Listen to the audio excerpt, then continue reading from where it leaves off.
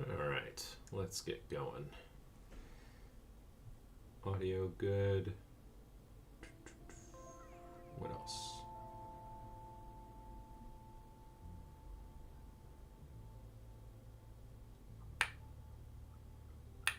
Yep. Oh, that sounds good. Ah, okay. That tells me that.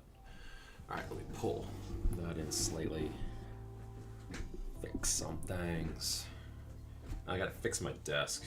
My keyboard's coming loose. Got the screwdriver.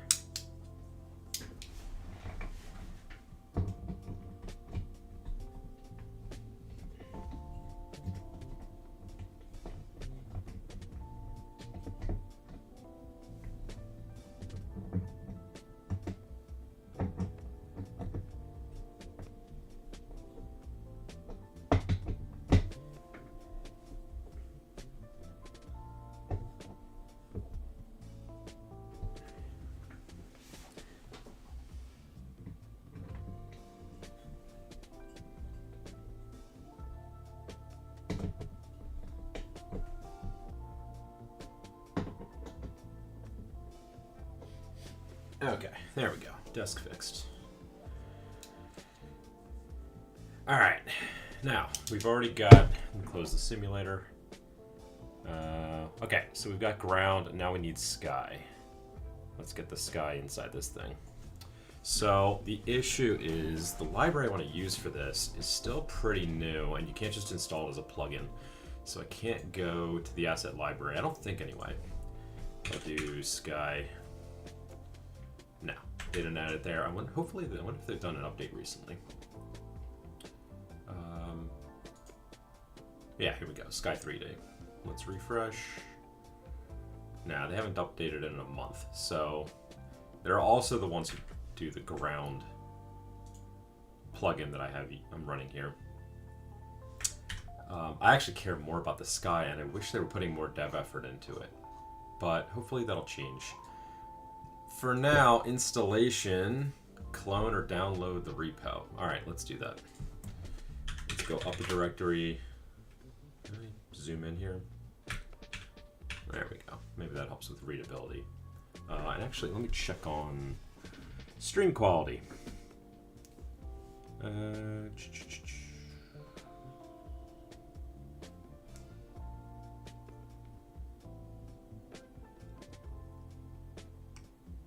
Cool. All right. Anyway, everything seems to be in order. Yeah. All right. So, installation. Clone or download the repo. I'm going to clone. That way I can get updates. So let's copy that. Git clone. Was it shift insert because of how this thing works? I need to remap that or something. I don't know. Figure out how to get it so I can just do a Control C, Control V. All right, so that's cloned down, and then open the project in Godot and run the demo to test it. Sure. Okay, let's run their demo. I think that's worthwhile. Project. Quit the project list. And now I need to import. I need to import. Let's go up to there. I'm gonna do Sky 3D.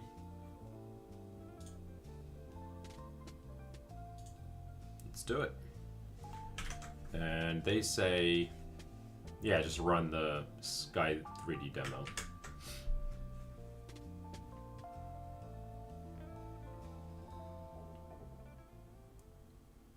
Whoa.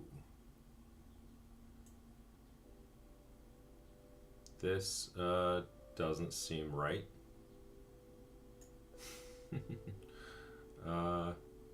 Also, like, is the window full screen properly? What's the output? Whoa! It is really not happy. Time of day.gd error. Okay, well, what if I run it? Maybe?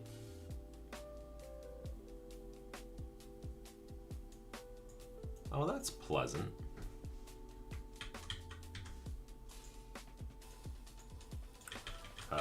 Controls don't work, but okay.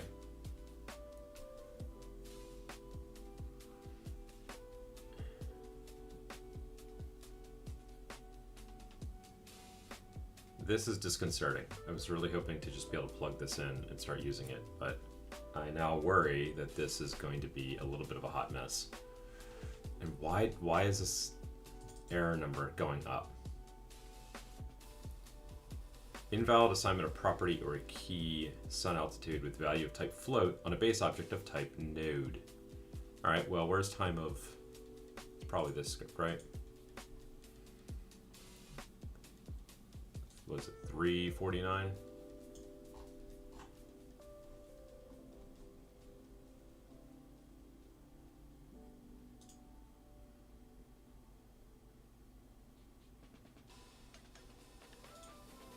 Let me clear that periodically so we don't, like, I don't know, run out of memory with errors or something. Cool. What is dome?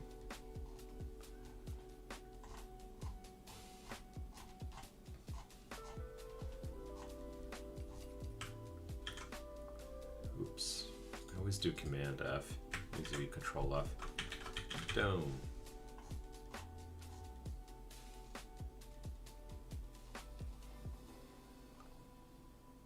Dome found. Okay, well, what's dome? Let's go up. Dome is get node, or so it's sky dome. What is sky dome? Get node or null. That's cool. I like that. Sky dome. Sky dome is this node. Okay. It has a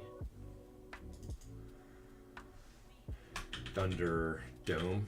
So you're doing dunder methods for this stuff. Okay. Let's clear that again. Can I just fix their error real quick? Okay. Here we go. Dome dot sun altitude. It's probably this script.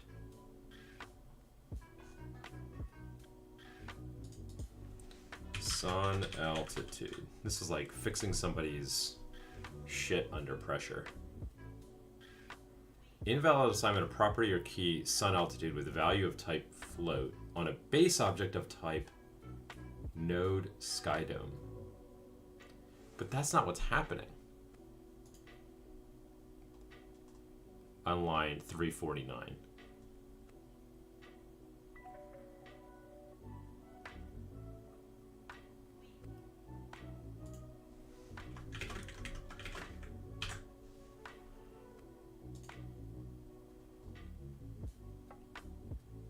Fine.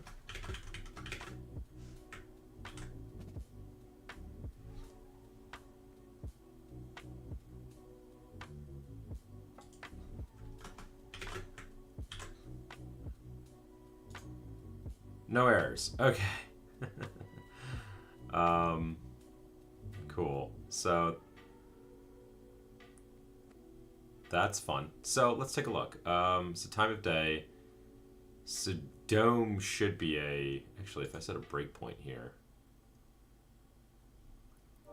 and I run it, like, why was it throwing those errors during just project running anyway? We should have dome here, should we not?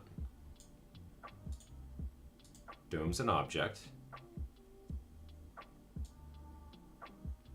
And dome has a property of sun altitude, right?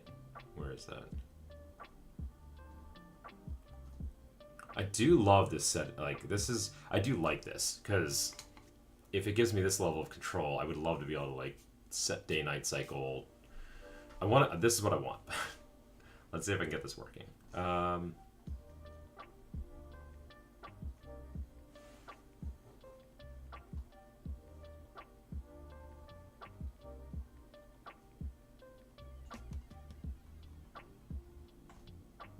So many properties here.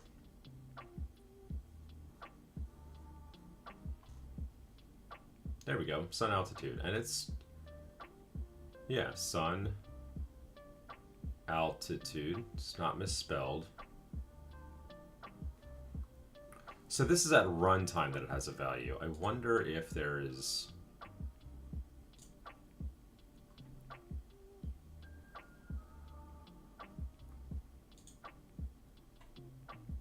like a... This is like the editor complaining?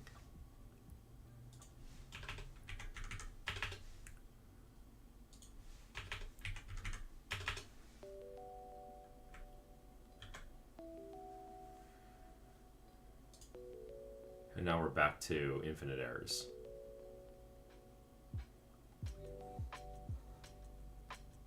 Why is this why is this running errors right now? It's not like we have like an infinite thing going on here. All right, that's enough. Let's kill that. What was the last commit? They probably broke it with the last commit. That's usually how it goes. Create funding. Where are the commits?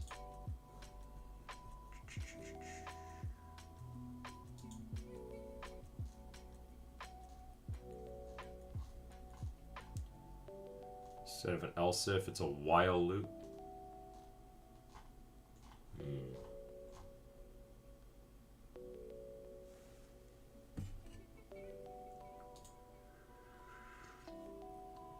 Let me just look through their last bits of code. This will also just help me understand it better. That's all. Okay, so time of day.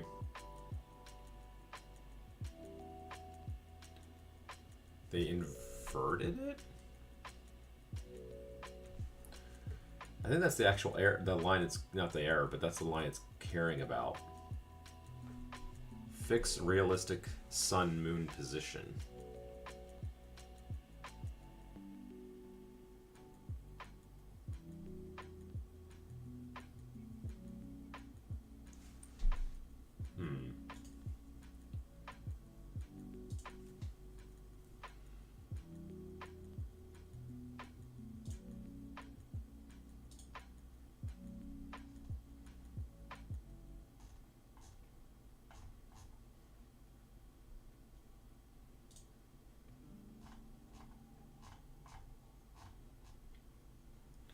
Take one last look at this one.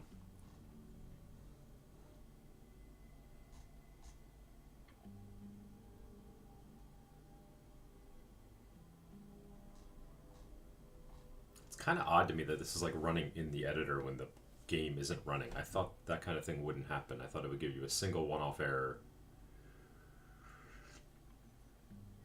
I mean, unless maybe they're instantiating like a million little things. I don't know. I really want to use this like right now, but I'm scared.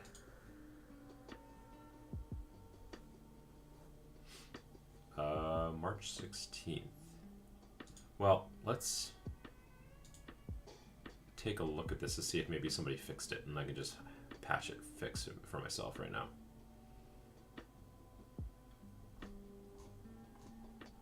Okay, so that's some shader fixes.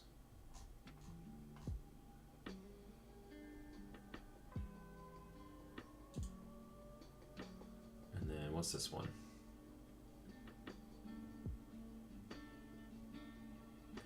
On a physical sky dome.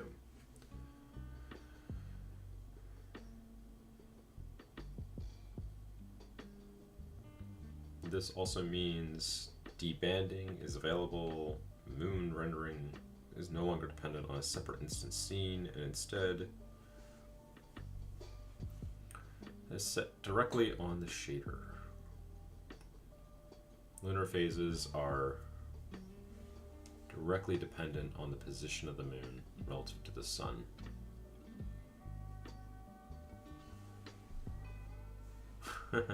That's cool.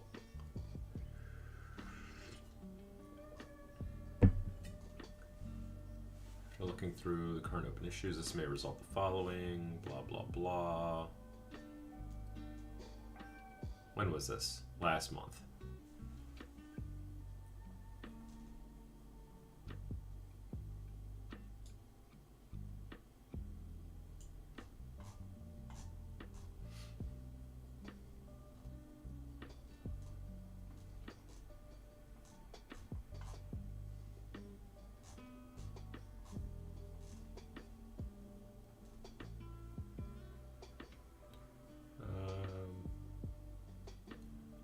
work on re-implementing the scene. Still last month.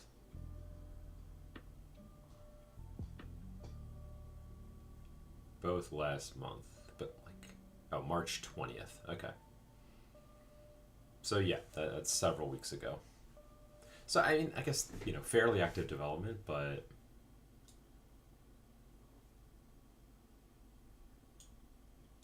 I'm assuming this commit includes the fix for the thing I'm complaining about. So what file was that again? Let's launch it.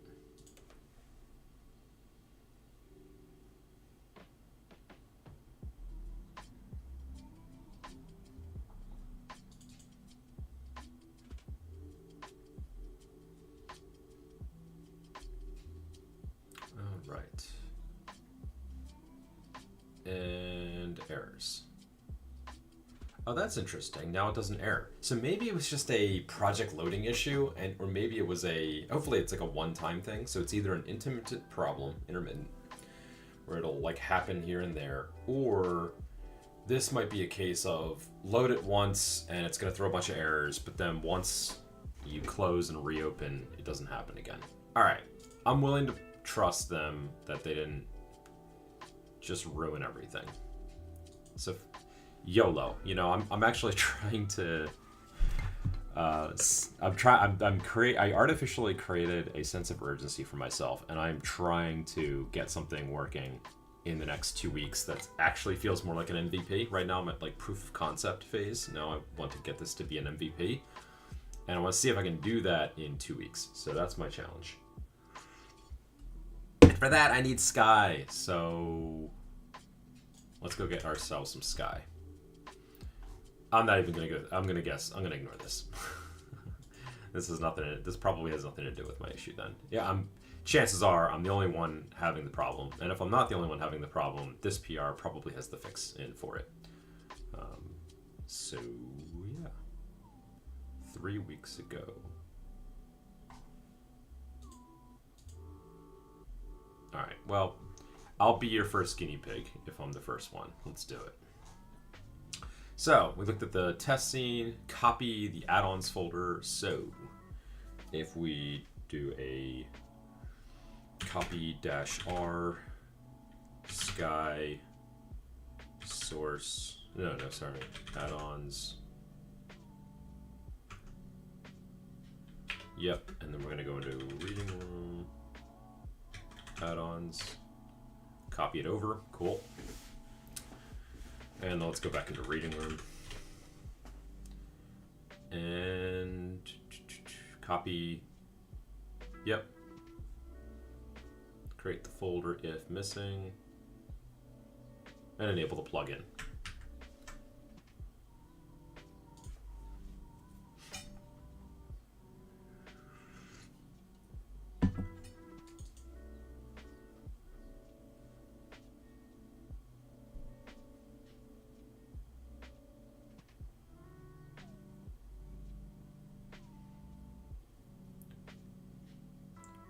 It's project settings, plugins.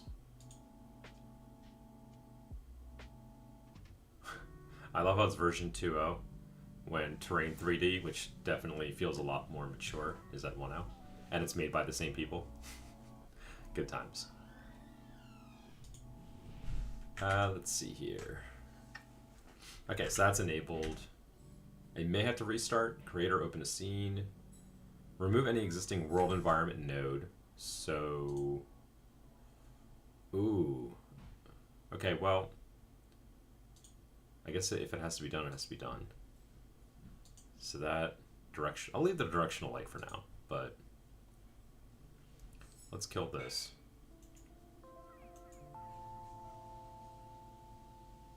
Whatever. This is why we create branches, right? I can always roll back. Create a new Sky 3D node. Sky. And it's a world environment, right? It's not Sky Dome, it's Sky 3D. Yeah.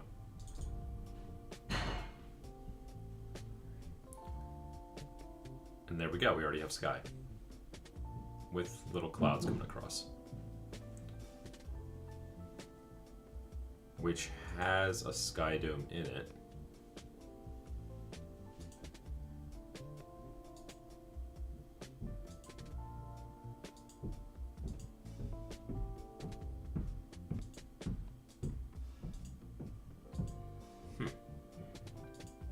Okay. Customize the settings of the Sky 3D environment, time of day, dome, sunlight, and moonlight nodes.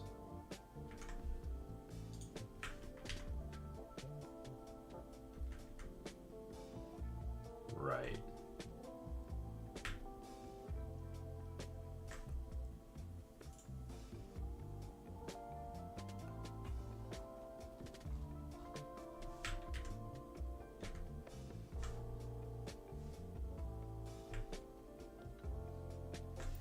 Let me delete that again. I just want to see something.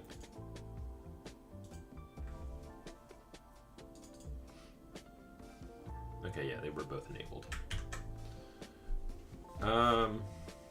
Some settings like light energy, color, and angle are driven by Sky 3D and not directly changeable on the light nodes. I would expect as much.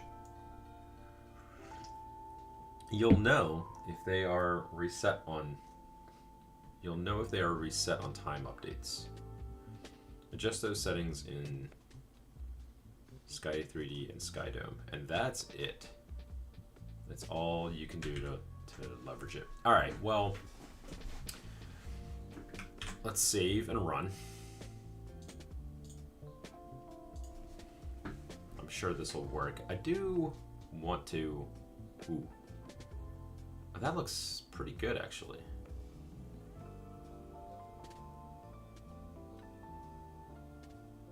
I do want to test it on the headset itself, just to make sure.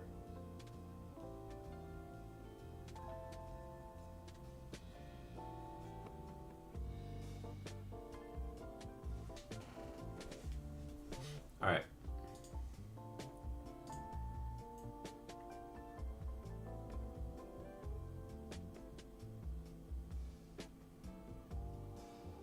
I like it. I'll take it. Dare I try to get the headset working? Every time I try to get this headset working, it takes way longer than I expect. Although, actually, I have a new trick now.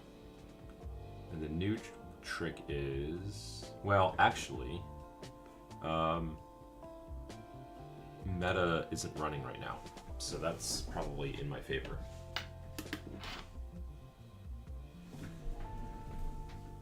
Let's give it a shot.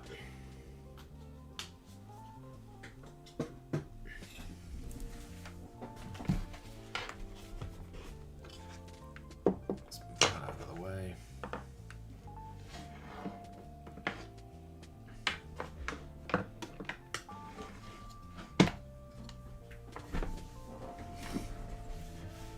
This is going to have to get switched to compatibility and restart.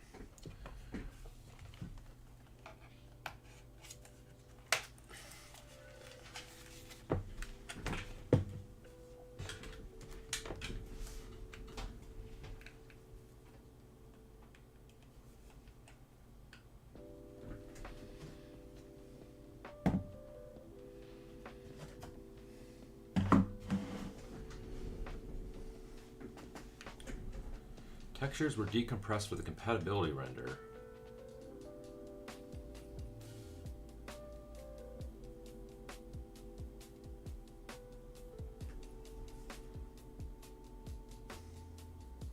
Decompress in the import panel to remove this warning.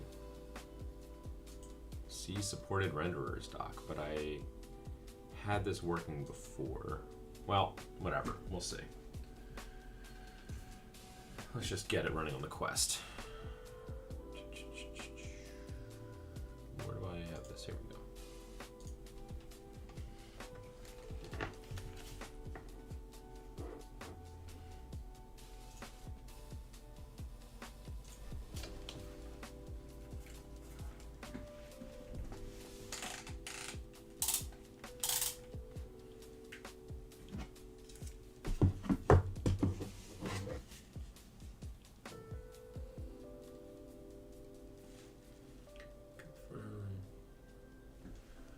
see. So far, it looks like it's working.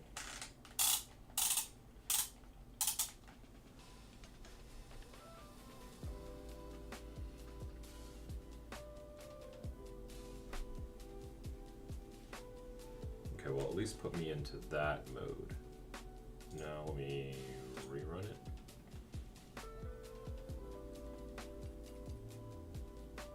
It's gonna launch. Here we go. Oh, nice. Well, the ground is gone. Where the heck is my desk that's in here? Well, how does the sky look? The sky doesn't look too bad, despite the fact that it's moving quite fast. Except for that one cloud.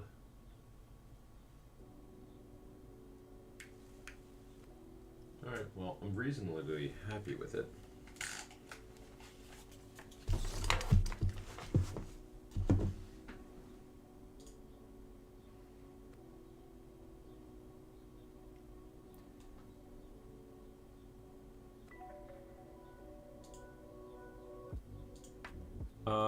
Okay, so let me just close and reopen on the off chance that it was just like a weird loading, because it didn't do that a minute ago, so let's find out.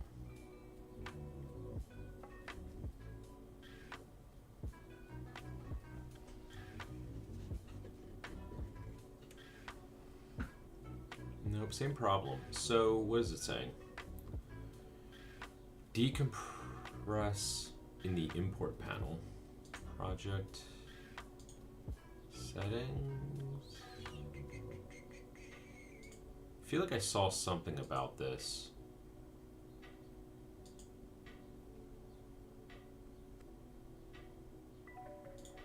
Before.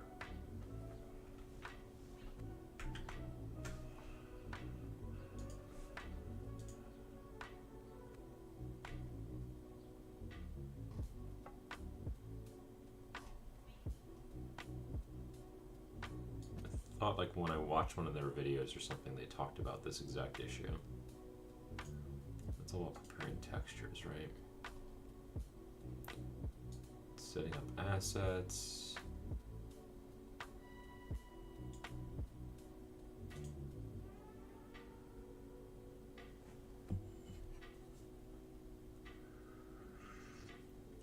Oh, there's a base GD extension you can extend from? Well, why the heck didn't I do that? Would have made life easier. Let me search here. It's always the way. Textures were decompressed. Textures were decompressed. GitHub search is pretty terrible.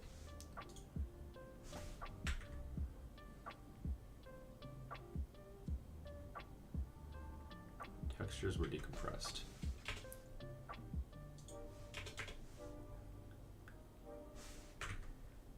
This is coming from core variant utility.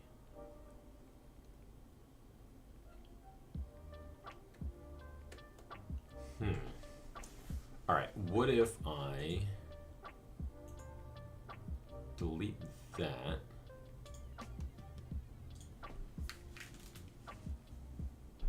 Oh, see, like everything works again. So there's something that's not quite right. And actually, if I run this,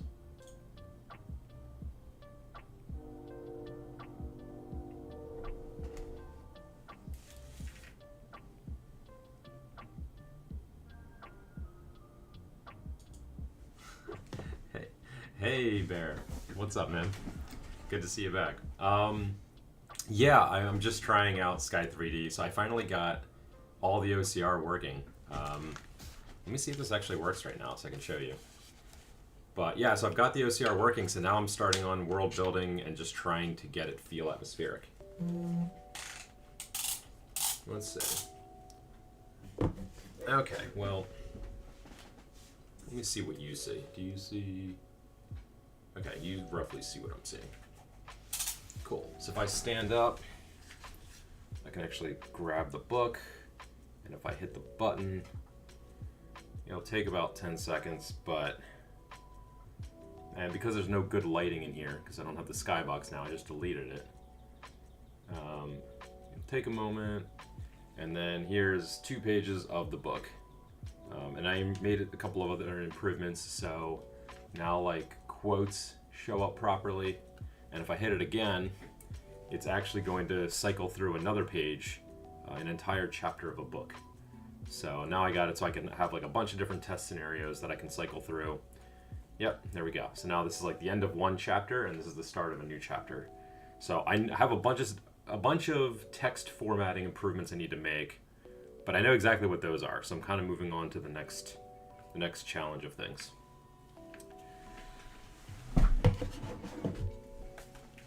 Which right now is getting the skybox to work with the ground, which it doesn't seem to want to.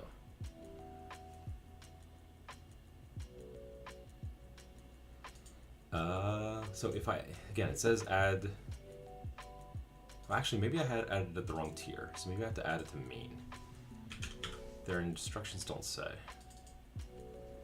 Yeah, see, the second I add it, the ground gets all messed up.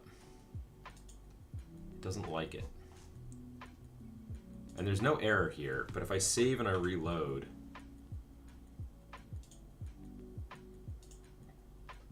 it's gonna give me some vague error. So you said go to time in the inspector and rotate the time, disable editor game time. That sounded like gibberish to me, but I trust you. So you said go to time in the inspector.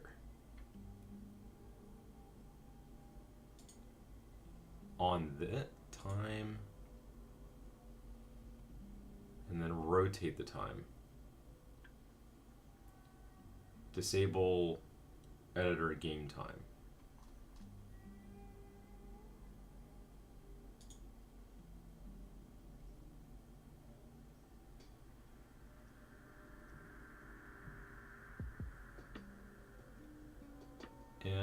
And rotation. Set current time to like 12. Oh, I see what you're saying. Oh, okay. Well, that's cool. This is literally the first instance I'm actually playing around with this, other than watching some of the YouTube videos. So this is cool. Okay, so you can like set the time, and this is exactly what I want to be able to do, since I know the content of the OCR text. I can detect things like it's nighttime with a full moon, and then hopefully then just programmatically make calls to change the environment. I think your sun is below the ground. Oh, can I move this up? Is that the deal?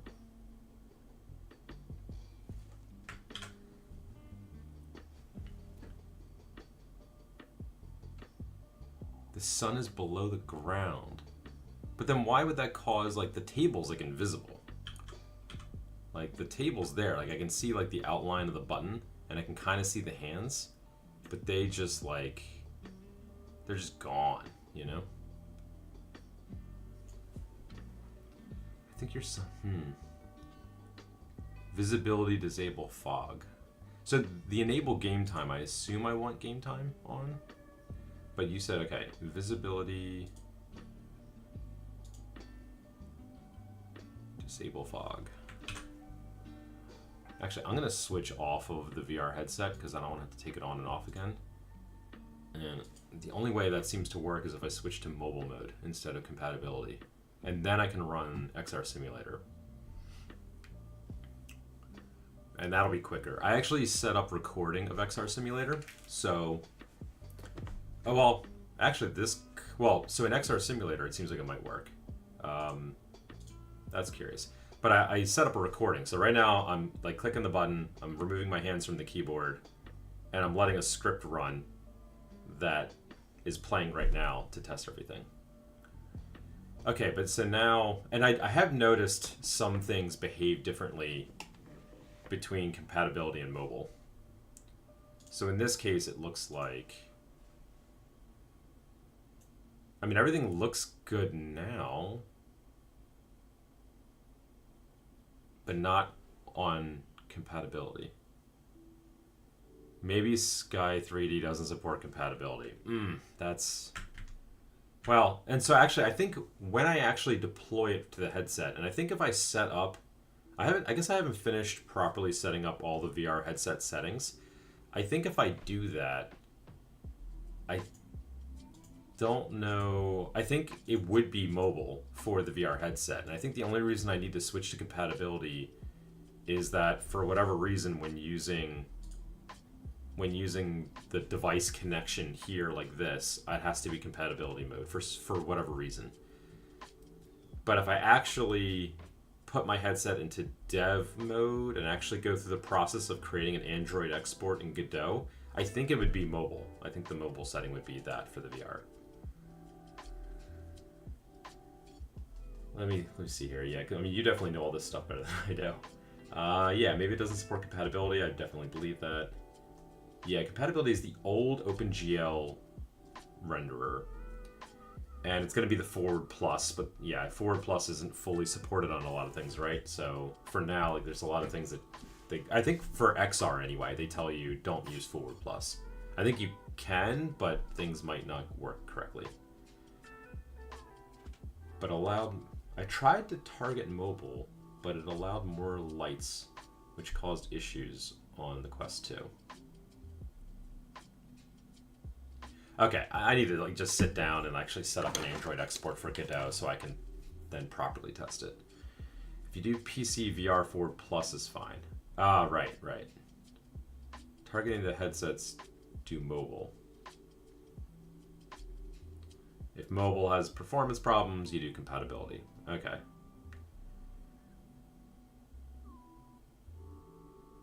Yeah, and I think they recently just put out some improvements for Meta so that exporting for the Meta Quest, like a lot of the defaults get set by default now.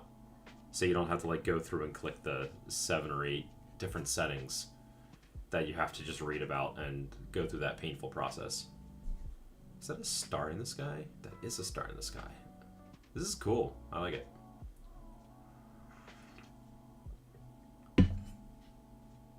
Okay, so it's probably just the compatibility renderer. So cool. I've got sky then. I need to improve the ground a bit.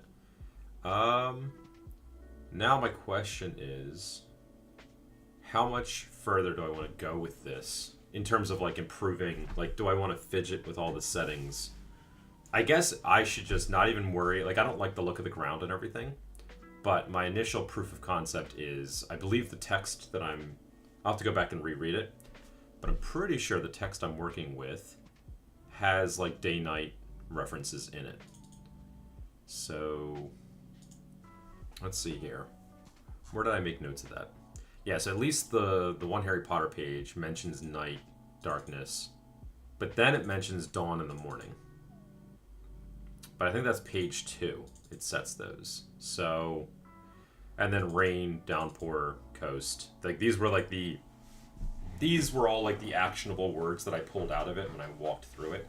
I'm not going to worry about things like tent right now, but in theory, eventually I could do things like bring in 3D models of common sorts of things to help with the ambiance. I think for now, I just want to focus really on atmospheric. And I may never even do things like bringing in a tent.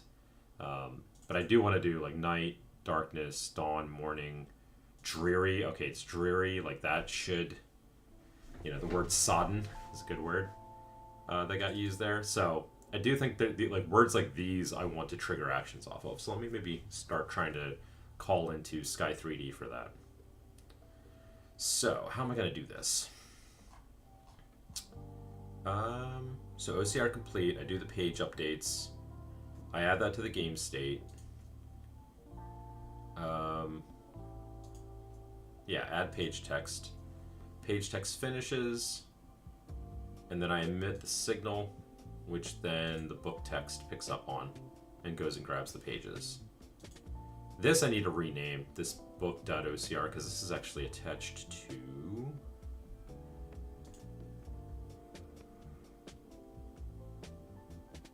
because that's pickable. And then this is the page text is the book text. Oh, it's the OCR manager. I've been afraid to rename it because the last time I tried to rename something, I broke everything and I had to recreate it from scratch. But I guess why not? Like, can you just like right click or copy script path? Let's search that up. Godot rename script.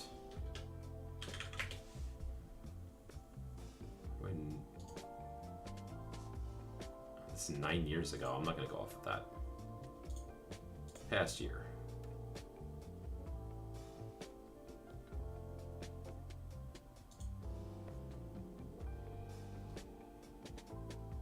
I thought it'd be the right time to rename directories properly. So I renamed scripts to scripts. Okay, well that's bad.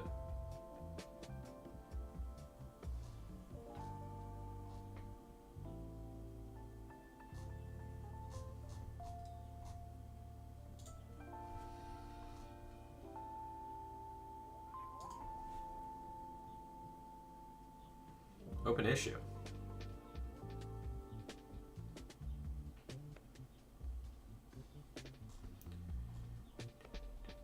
Using a script's path.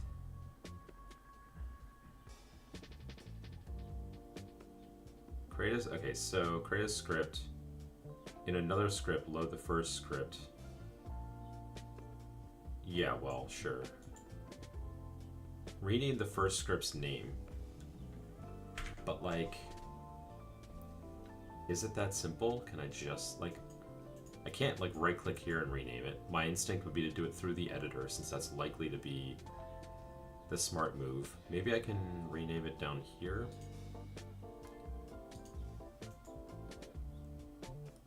Rename.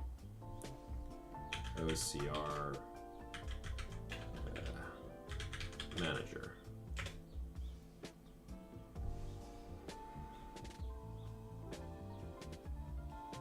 Okay.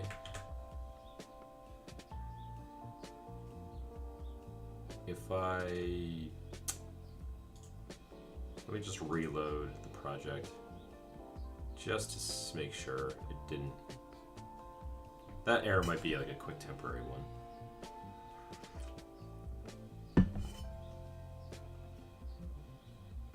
No errors. Good. Ooh. Okay. And simulator.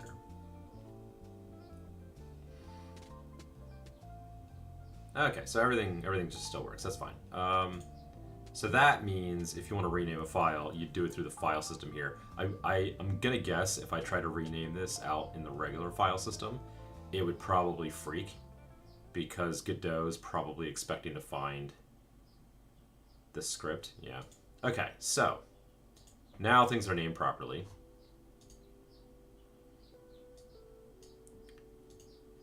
And let's see. So OCR completes.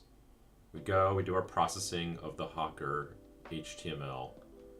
We create our pages, we loop and set, we set the game state. So probably here would be,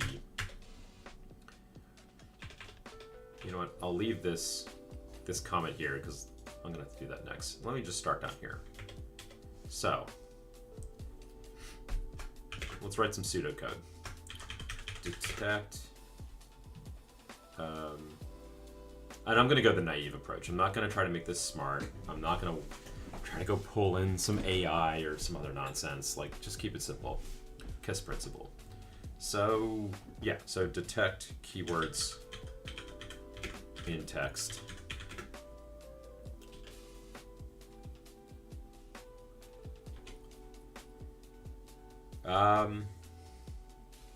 I'm just going to go off the first one.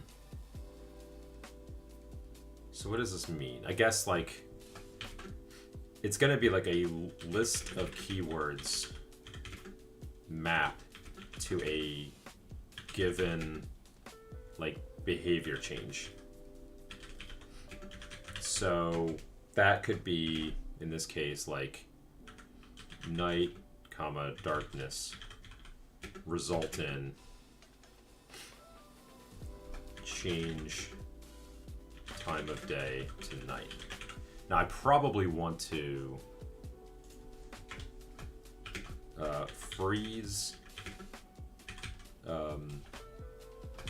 Sky 3D prevent time from moving. So I think you want the moving clouds and things, but I don't want the current time to change. And this is time, current time. So I'll have to go find that, and maybe there might be a way to, like, I'm sure there's a setting here. Actually, yeah, where's the setting for like freezing it? Here, let's enable fog again.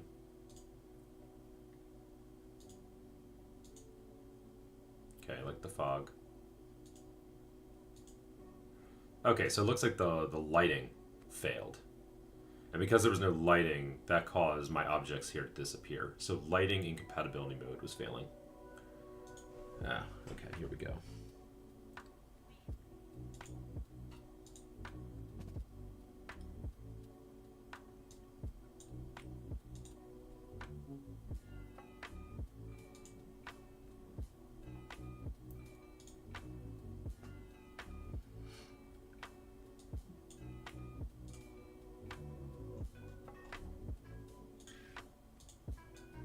I just had to ban somebody, but how do I... Oh, there's the X. I was like, where's the X to, like, remove them?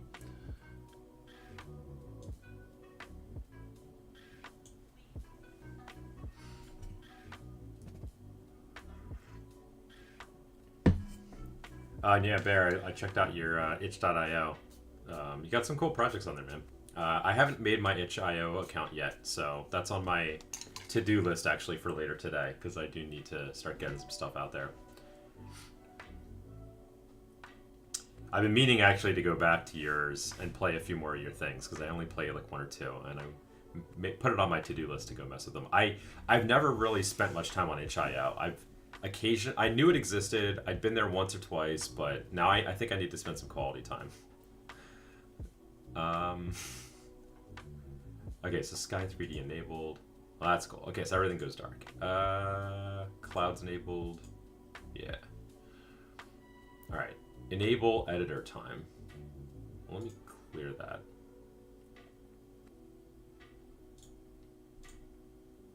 That's funny. I guess the second I mess with the time, I can't, like, reset it anymore, because it'll...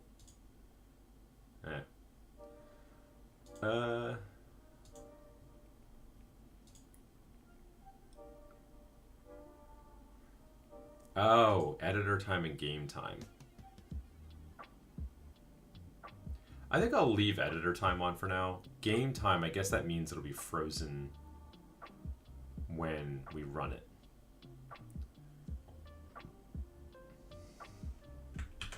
I guess I can test that by running play right now. And then I'll just move it to the background.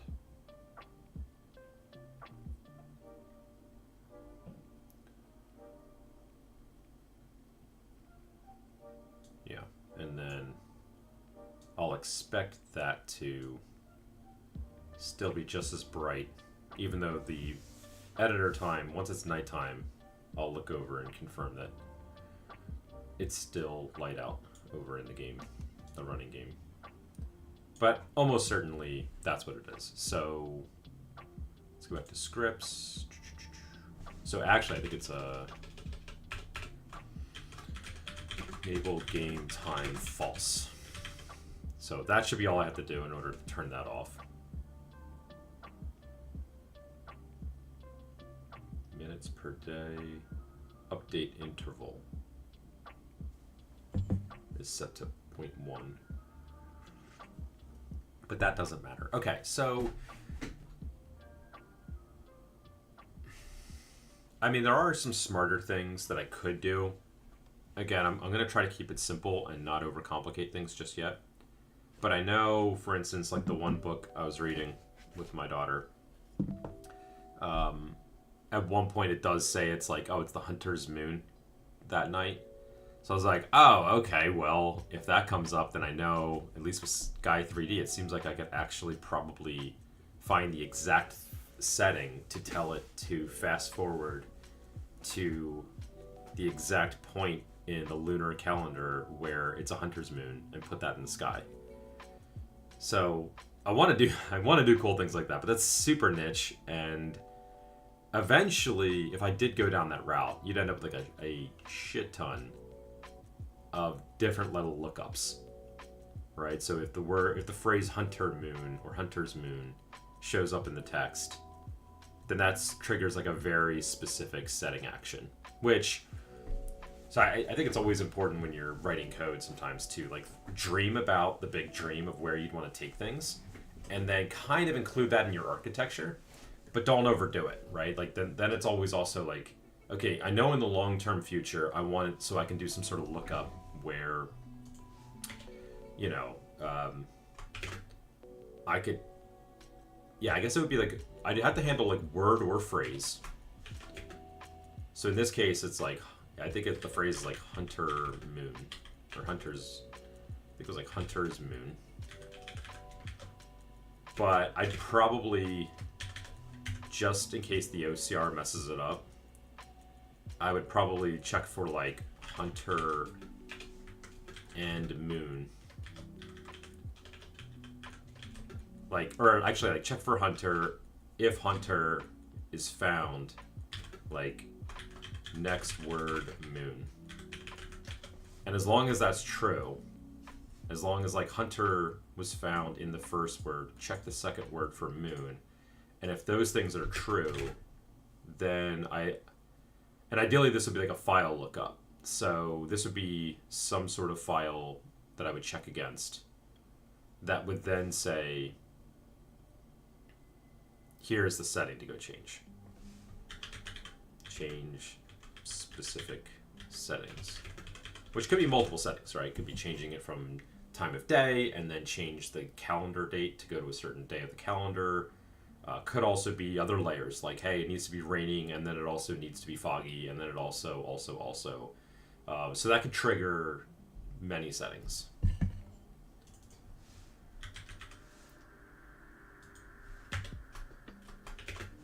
So eventually, I'd like this to make this some sort of dictionary. Like this, ideally, this would be all managed in its own file. I guess it could be a GD file. There might be a way to store this as like YAML or as JSON file that gets loaded in for this sort of lookup table kind of thing. Although this is, I don't know. Well, I guess this is sort of like, yeah, I guess it's, what's the lookup direction, right? Because you could say, hey, the word moon here appears. Go look up, so, you know, for instance, I could have a YAML file that looks something like hunter, and then we've got moon, but then under hunter we have moon as well. And if that's true, then, you know, it's not a carrot, but whatever, like, you know, here is the script to pull out, and then run it. Just like run whatever this tells you to do. Whereas if it doesn't find hunter, but instead finds moon. But here, like, my initial instinct would be like, is the word moon in the dictionary? But maybe it should be the reverse. Maybe it, because then you're like, to do the reverse lookup means then if this file is huge, if there are, let's say, hundreds of these little scenarios, I'd have to go through each of them and say, hey, does the word moon exist in here? Even though, like, moon might not happen very often. Good luck, Bear. Thanks for hanging out. Yeah, so maybe that's bad. That would be bad to... Because then it's like, oh, like the word hunter, I'm going to check that in the text every single time, even though it never shows up.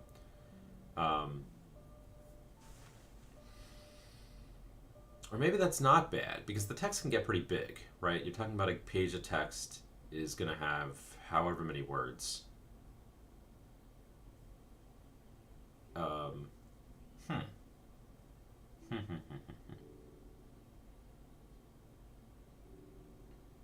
Yeah, I mean, like, Hunter is... I mean, either way, like, you're either going to have to take all the words of the text, pull out and remove all the...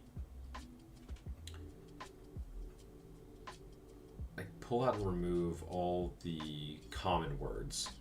Or, like, you know, like the thes and ahs and all those ones. So ignore those. If it's a uncommon word, then do a lookup.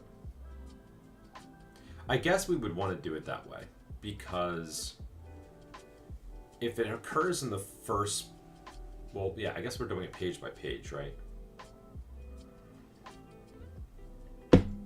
Or are we? Because I know with the OCR, my plan for refactoring it, well, you know, we might know where they're looking right now.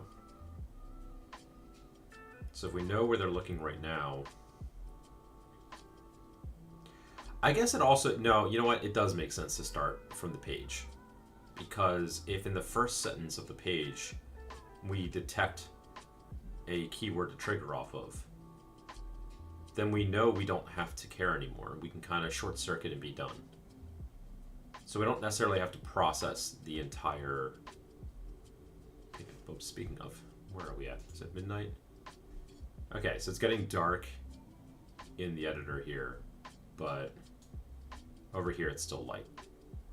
Yeah, so I'm going to call that a success. Let me kill the runner. Go back to the script. So cool, that's the setting. Enable game time.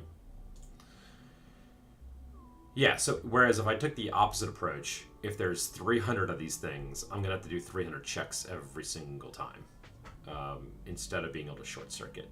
I'd like to be able to short circuit. Or I'd like to be able to take it paragraph by paragraph. Like, go through the first paragraph or two. Like, go through the first half of the page, or the first quarter of the page, and just do that. And then if I get what I need in order to change the atmosphere, I guess you're making so many things. So here's the scenarios. So we assume, well, yeah, there's a couple things, but like let's assume they're on page 100 of a book.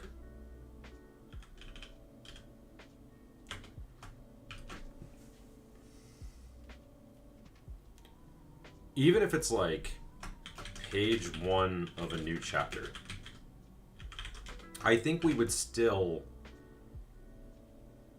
maintain the environment to whatever was already there. So we would want some memory. So that's, you know, memory to record state of things, right? So we got to keep track of the state of things.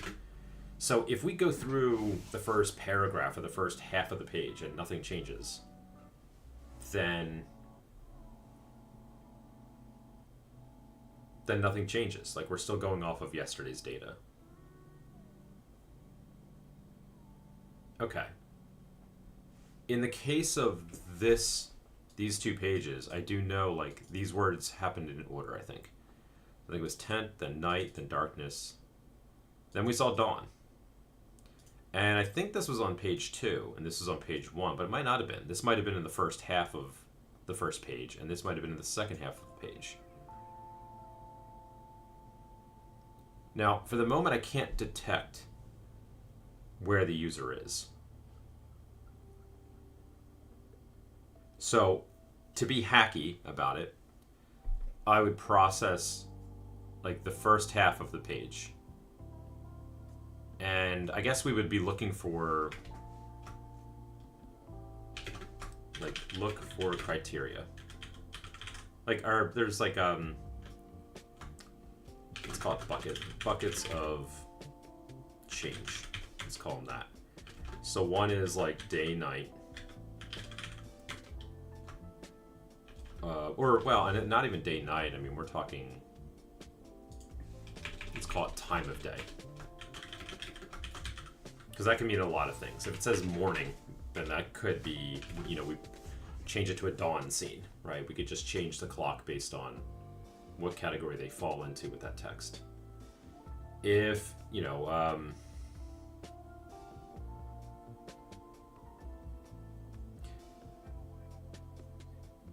I think we do fog level, cloud level,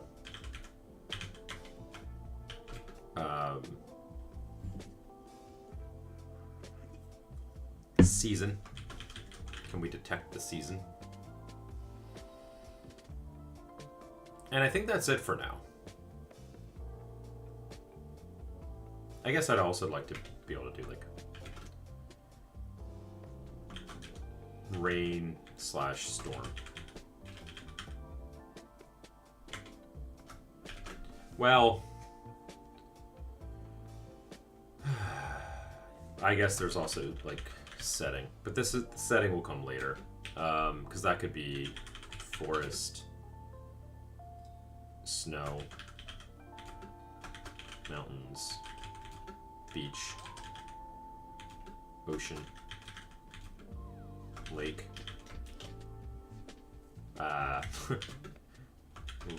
volcano. Oh, that's so interesting, because one scenario I never even thought about is, what if you're reading a space book?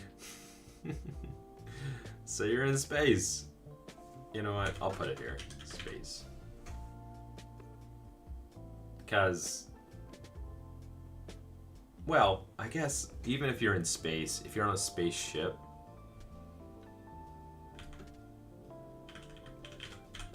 there's indoors. And once you start talking about indoors, like, that's a whole can of worms of like 50 different indoor spaces I could probably map to. So I'm not even going to worry about that. Too much to think about. And this is why I am literally just starting with like time of day is the only thing I care about right now. But the point is that there's going to be these buckets, right? And so I'd be looking within a given page to see, is any one of these true? But if not, like, we go off the previous page. So I guess the one question would be, I guess, trust where they're at, right? So if we already know the setting is the mountains, but the writer didn't say anything about that for the last 50 pages, who cares? The story takes place in the mountains. Let's just assume they're still in the mountains.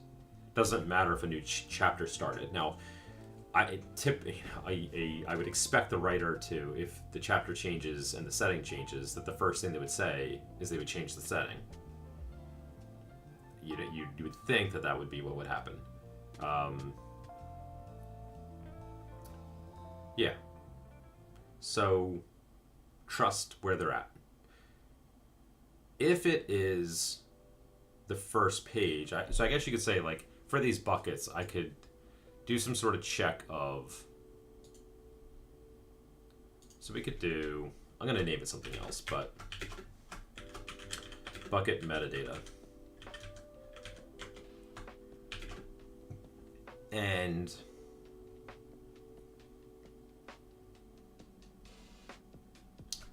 I just had the thought, but no, the thought lost my brain. Because I do kind of want to know, like, how long ago was it set? That's like one of those important things. Like, is it, which, you know, like, is it set? Like, we kind of need to know, is it set or not? You know, if they just started reading the book, then, and we're on page 1, then none of these things would be set. So I probably would scan through both pages of full text to try to find anything from these buckets that we could set and initialize, because, you know, you might start reading and it might not be until the second half of the page where they start mentioning the weather outside, which is part of the ambiance. So, okay. I mean, this is me dreaming big for a moment. I've got a feel for the problem. Now let's circle back and go simple. Keep it simple as shit. Don't overcomplicate things. I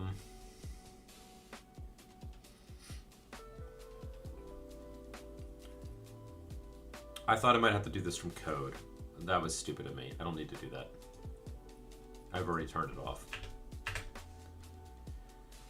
So, I think what we do then, coming back to this,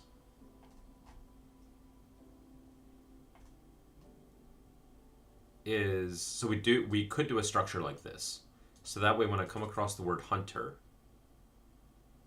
and I find hunter, and hunter says, hey, what if the next word's moon? Then my code would say, cool, we'll go check moon. For now, I think I'm going to do...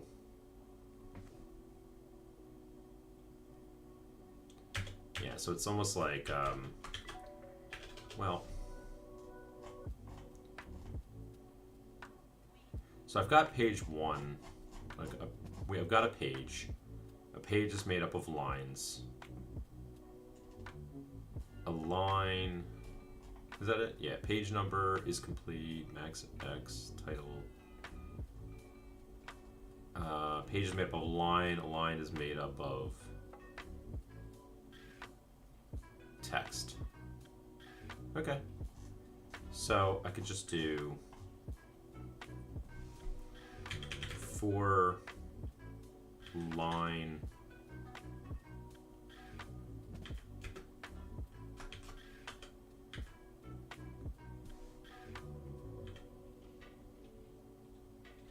OCR line in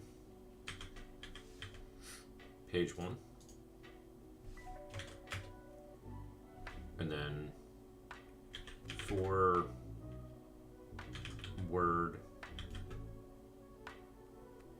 in line dot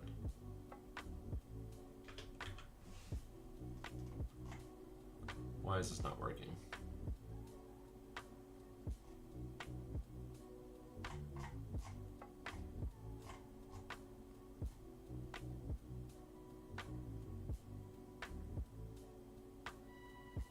Oh, the line is a string. Line dot text dot split. Let's do that. Dot text.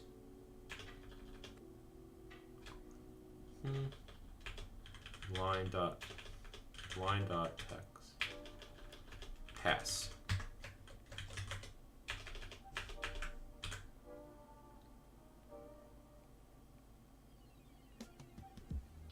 Oh, I'm writing Python. Godot for loop.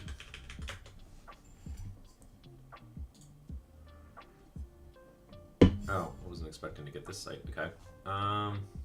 For and in. I can do that. Oh, duh.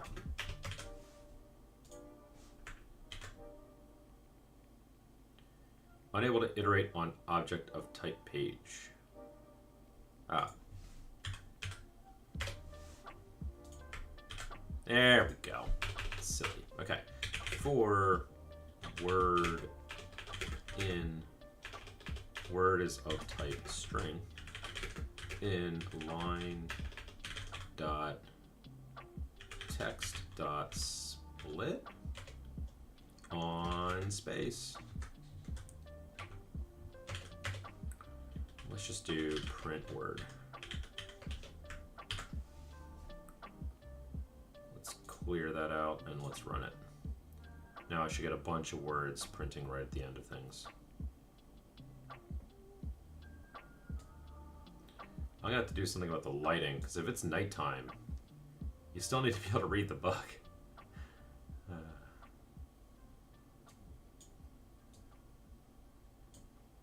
There we are. Okay, so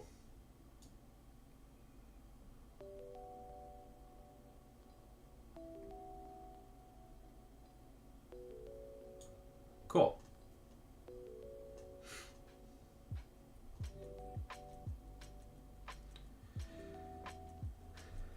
Let me actually scan through this and see. Let me confirm what I come across. Told, breath, think we're supposed to get rid of. That's what. Told, maybe we should. Hermione, I'll take first watch. Passed Harry and sat down in the tent, right? Entrance. Bringing the action to a fierce full stop. Hardly slept that night, right? The idea.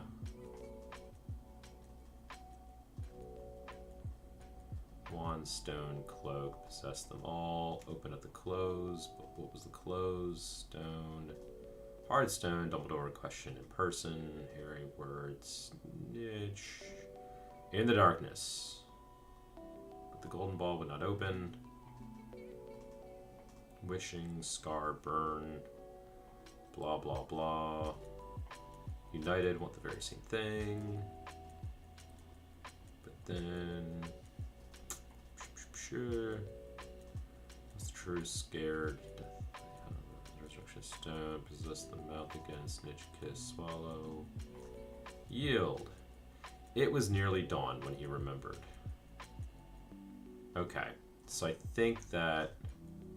Oh. When did we switch over to the new page? I didn't even see.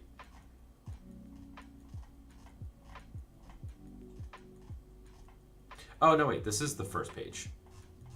Sorry, because I already split the text by pages, so this is page 1. Okay, so dawn and morning, all this happens on the first page. So all the more reason why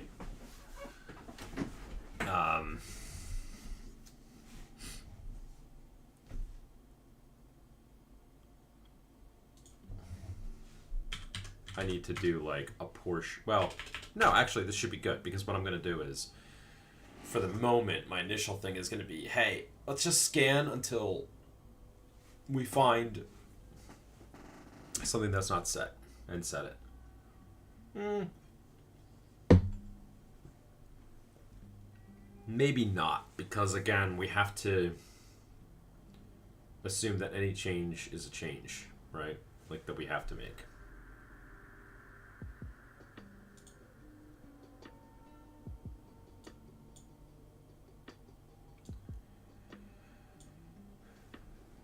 That word. Just fine. Yeah, I didn't need it to work. So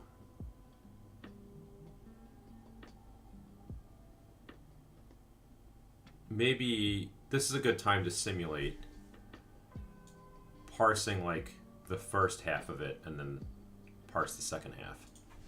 Fine, let's do it.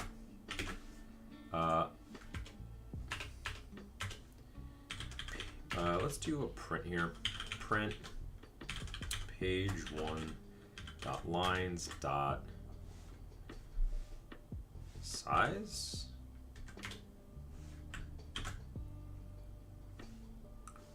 And then let's print that as a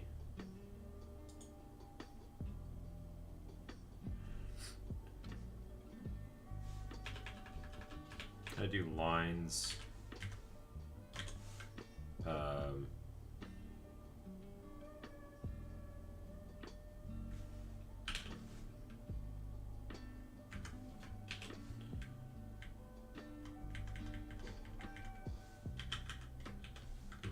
Can I do the length? Can I do length like that?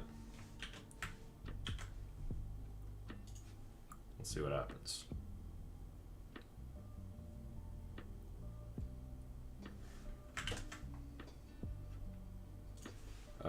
Godot. Actually, this is an interesting site. GD script.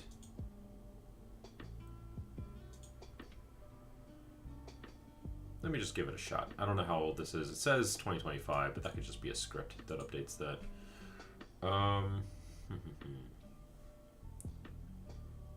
Operators. Looping arrays. Here, let's check out what they say about arrays. Append. Get the size, shuffle. Yeah, okay. It's not gonna have a lot of detail there for me. Godot, get first elements from array.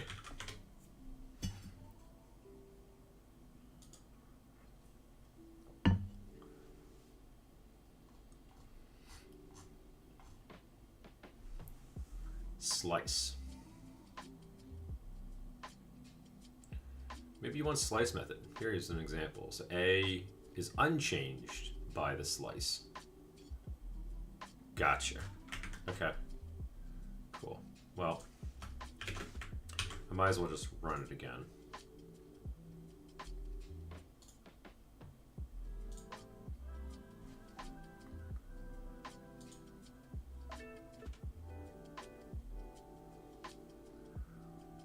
Waiting 10 seconds every time. I may want to like save that off to a file and load it in so that I can just run fast. 38 lines. Is that true even? Let's see.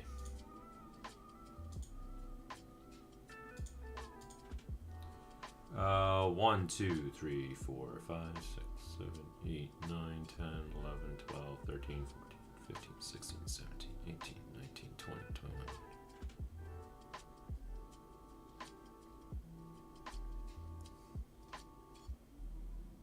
$38. Cool.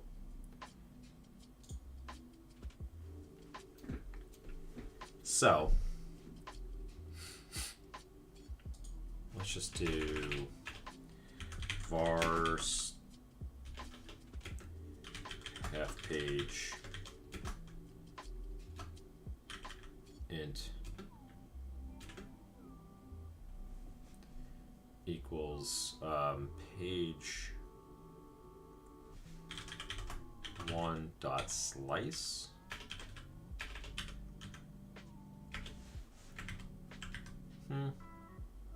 Yeah.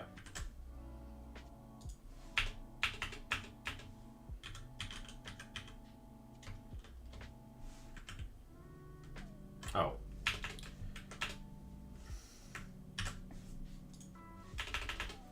Lines dot slice.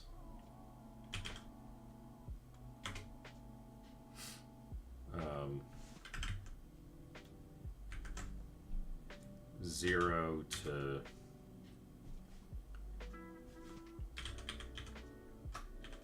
page 1 dot lines dot size divided by 2, and let's make that an int.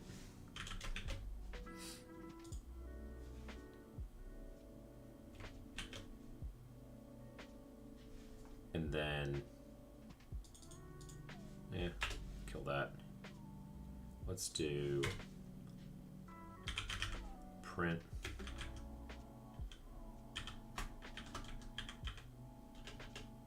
page. It's not actually, it's a array of strings.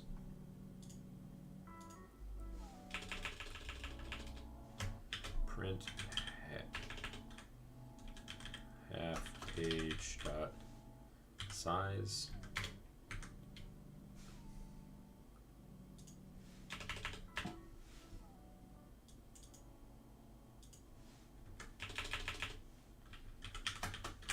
First half.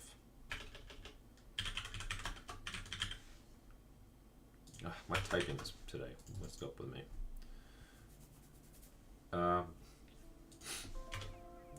Var num lines.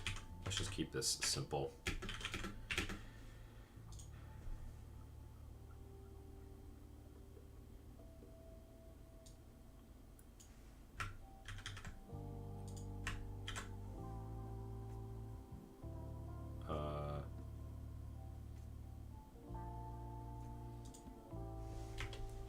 Var halfway point.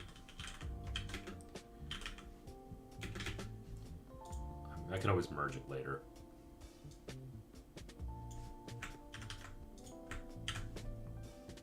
But this means now I can do, let's let's go to the halfway point as an integer. And then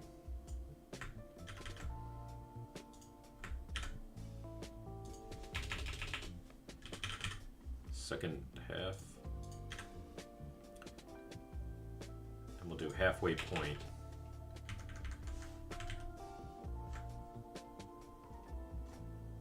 Maybe just halfway point. I wonder if that's going to work with the starting point. So we should be able to get all this working now. So print num lines. What we have is the halfway point.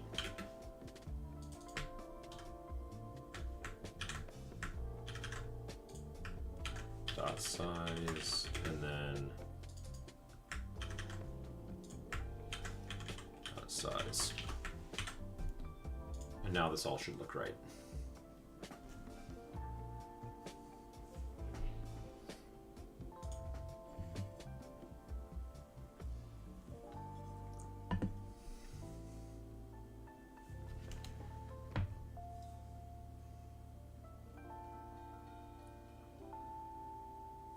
Oh. It's not. It's OCR line.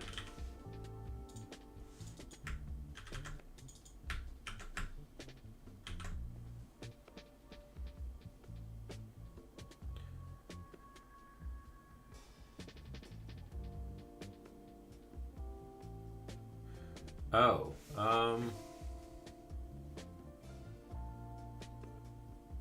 yeah, sure.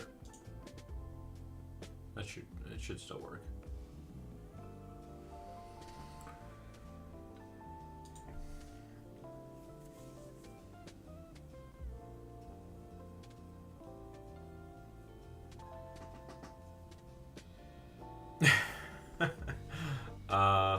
Fine. You know what?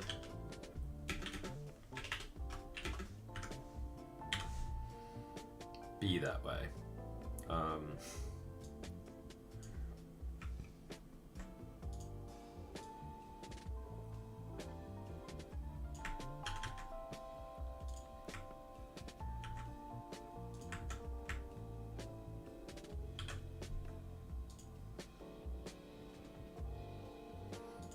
Okay, so let's make sure these numbers add up.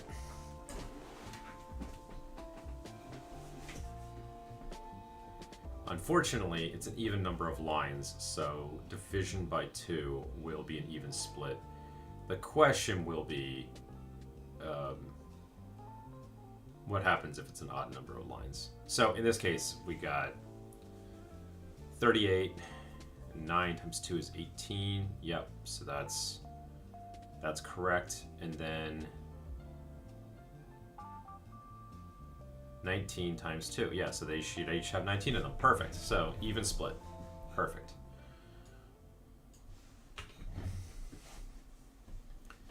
So the way I'm going to do this then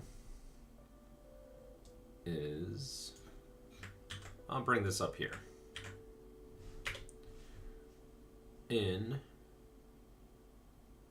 Let's do first half.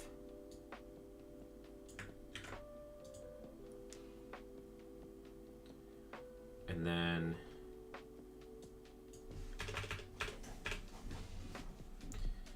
if word in words, print, found something,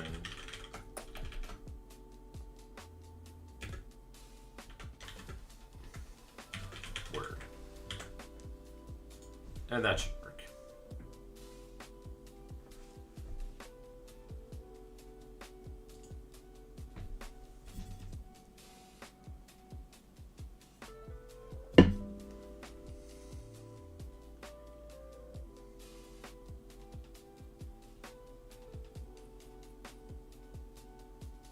That's it? That's the only thing you found.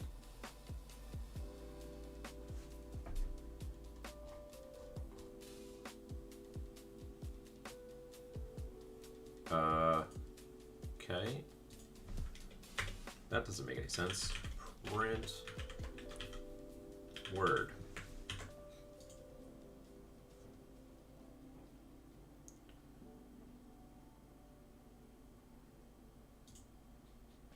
It should have found more than that.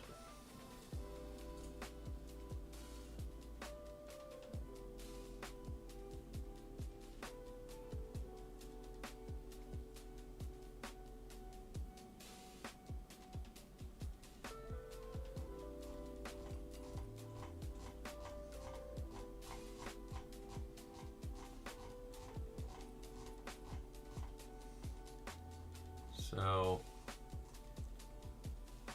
where's the found something?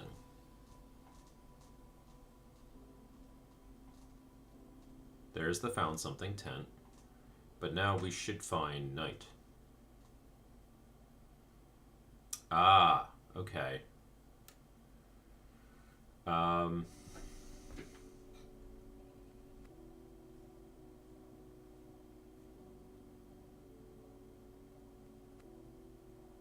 Right, we got punctuation there.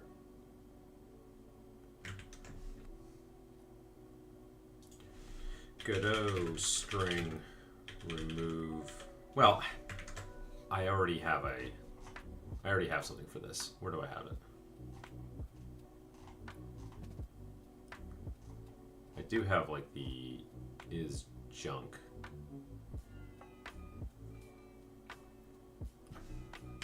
There might be a better way to this. Remove special characters. Can I do that easily?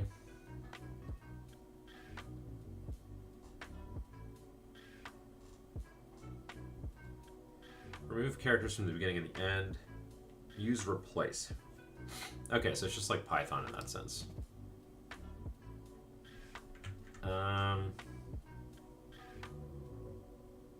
But then I have to maintain all that. I did the clever thing here, didn't I? So I did strip edges, then I split. So for character, I checked is valid int. If it's not a valid int, is valid identifier, and not, yeah, okay.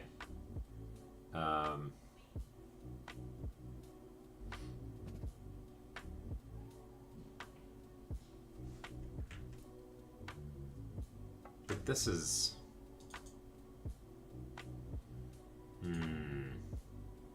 With this, I'd have to like do a whole bunch of dot replaces.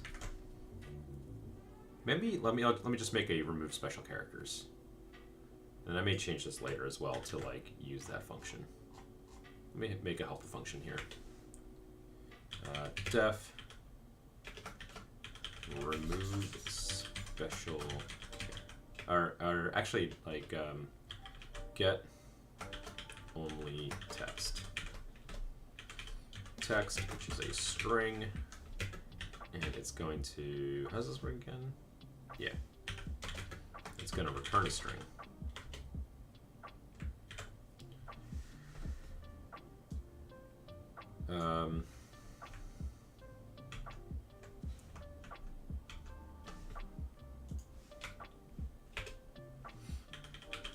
Return cleaned string.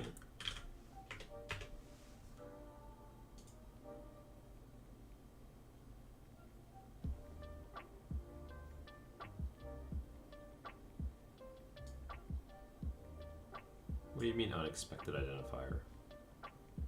Oh, it's not def, that's Python. Funk. There we are.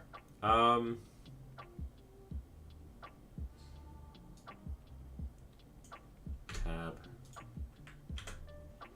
So, cleaned string is a string, and it's nothing. So,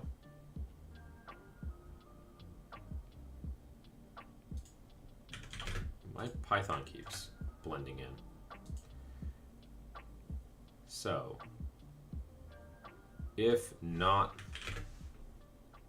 valid int, and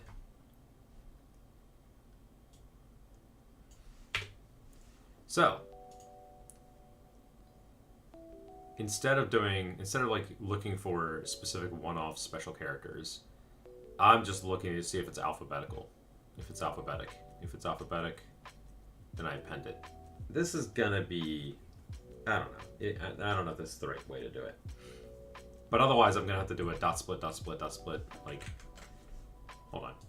Godot split. No, string split. Is that it? Oh, no, string replace. Here. Let's look here. Replace. Let me see something.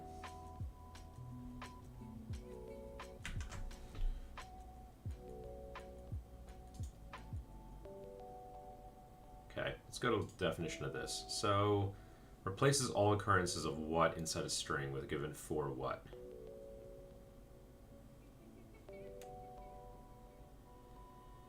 Replaces all case-insensitive occurrences of.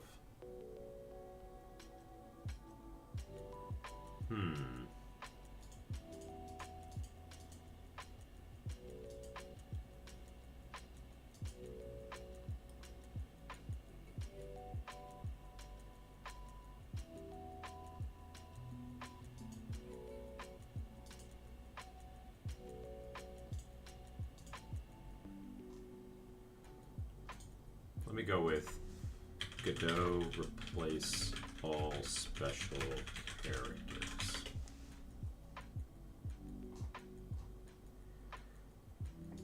Change characters of a string.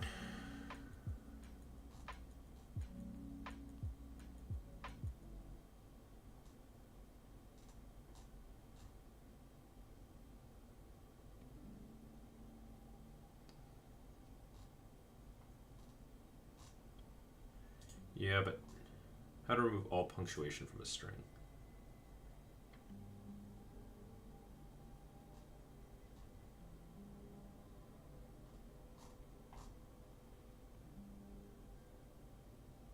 Yeah.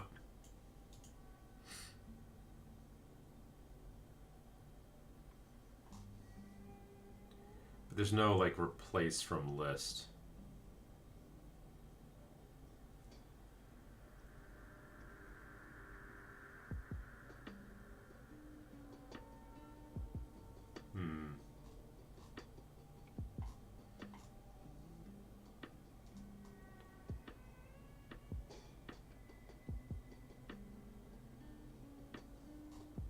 Yeah, this is kind of what I'm doing. Okay, I don't love it. Hopefully there's a better solution in the future, but what I'm doing will work.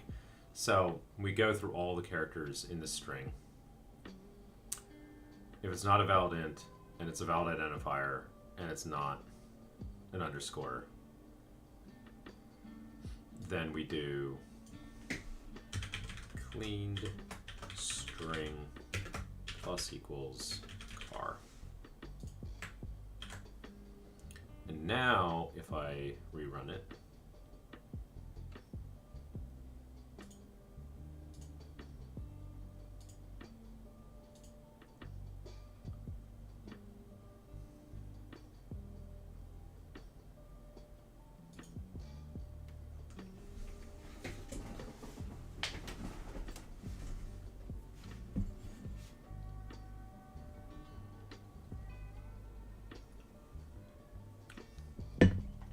oh well, now it's doing all the text still. But hopefully I'll get more than one. No, it's just the 10.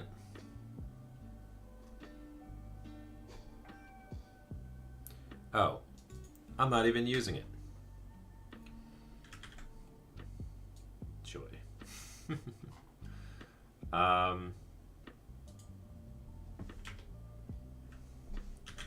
Clean. Let's do fine. Var cleaned word of type string equals word.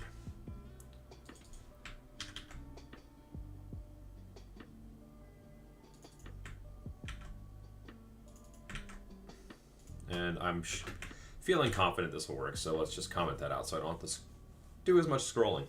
Let's just do that.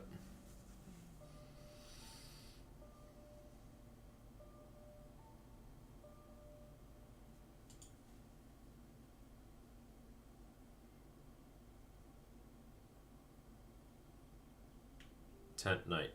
Well, now it finds night. But why is it not finding anything else?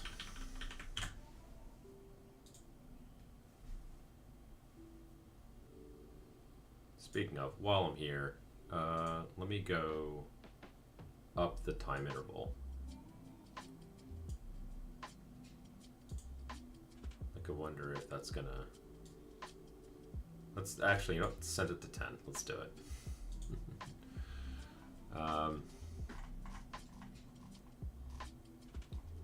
So...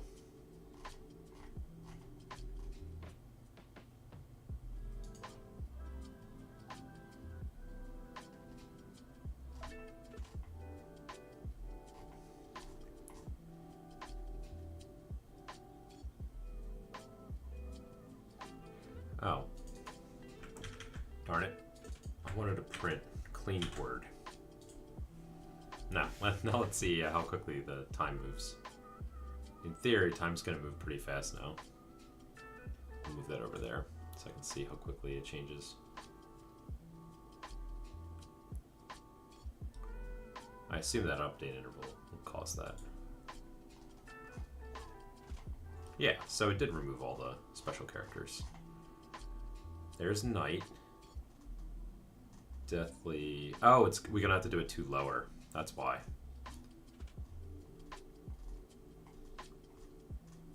Question person.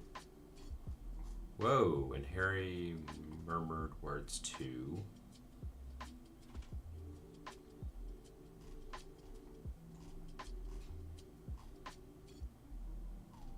Weird.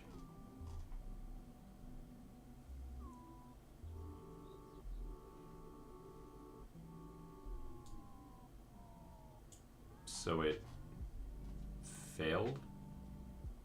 Let's do word, comma, quote, and we'll do that to see like what did we change the word to.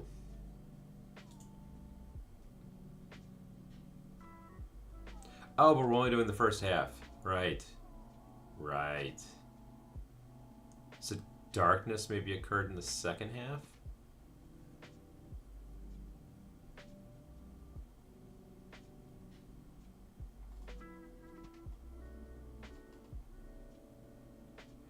We should do lower, by the way.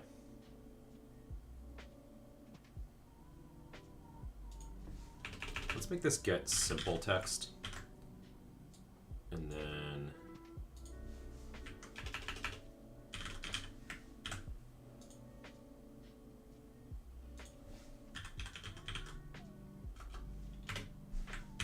there. 2 lower. And now, actually, if I do this... Let's comment that out.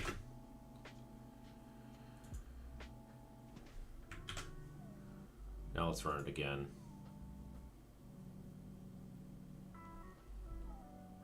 I'm being lazy in that I'm not gonna... I should have just copy pasted it, but I'll just do second half now. And run it again. Okay, so tent and night occur in the first half of page 1. And then if I rerun it, now the second half is where the other text should appear.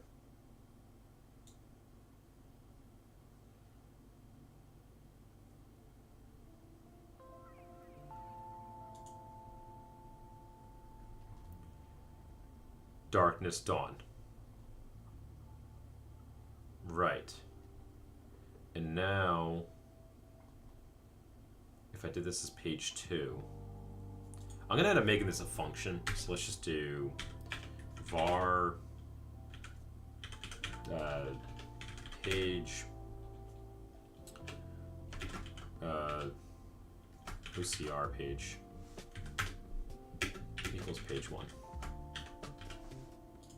That's fine, right? And then I can go through and clean this out. And to save myself some time, since OCRing takes a minute, let me just do this real quick.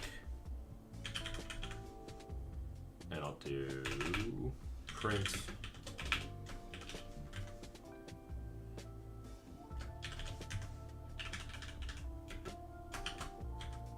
halfway. Cool. And so now I know darkness, dawn up to here. So that I think is, yeah, that's the first half. That's gonna be confusing then, because now we got darkness, then we got dawn. But that's fine. I think that's okay. Let's do page 2. And let's rerun it.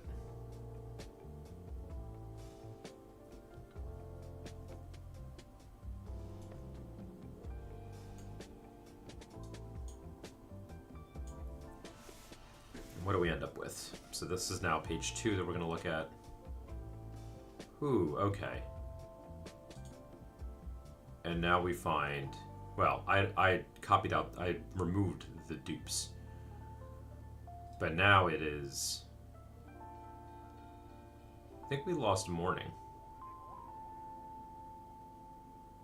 And then rain. But rain first appears here.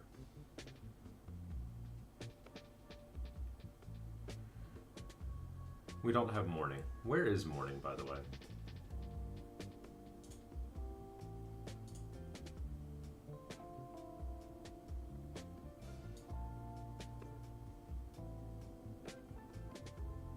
Oh, that might be part of the section of text that I lost, because page 2 is kind of messed up. That's fine. But this is working. We got sodden, we got coast, got shower, downpour. Yeah, that's all fine.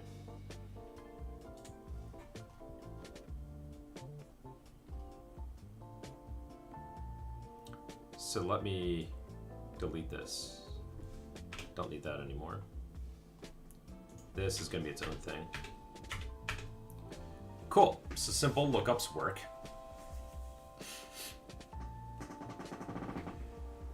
I think it'll be fine to keep all this in one file for now. I mean, for all the OCR lookup stuff.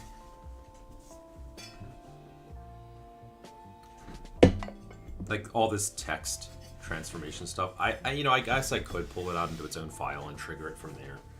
I wonder if you can have just like a standalone script in Godot. Like, does it have to be attached to a node? Or can you just have a floating script? I guess I could create a second manager type node like this one. And instead of it being the OCR manager, make it the environment manager. And then pull all this code into that.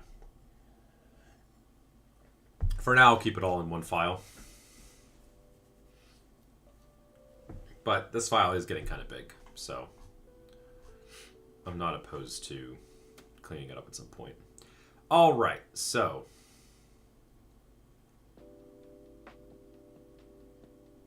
let's do the next step here. How do I want this kind of lookup to occur? Right now, I just care about night, darkness, dawn, morning. Those are the only 4 I care about.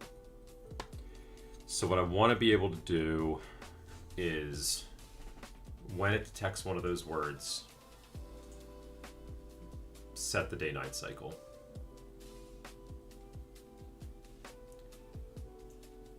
Yeah, I don't think I noticed the time changing too much. Hold on, there's the moon, it's setting.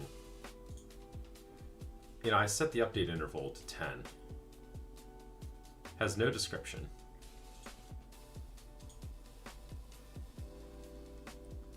Oh, that slowed it down?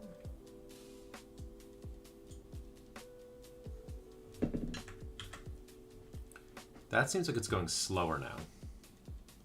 But if I click that,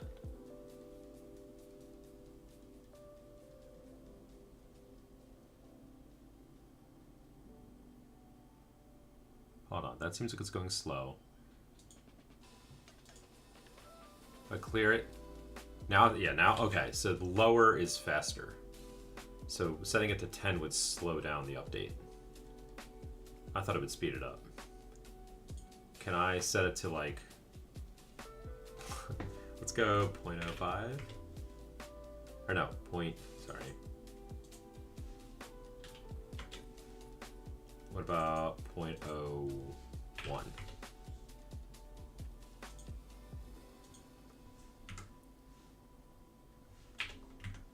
.001?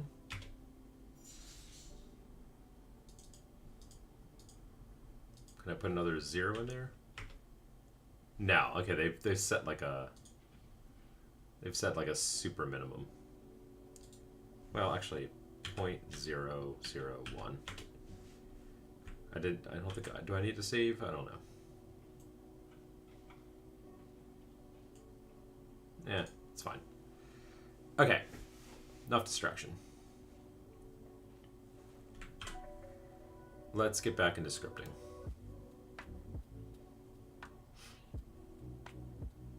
I do think I'm going to need a secondary light.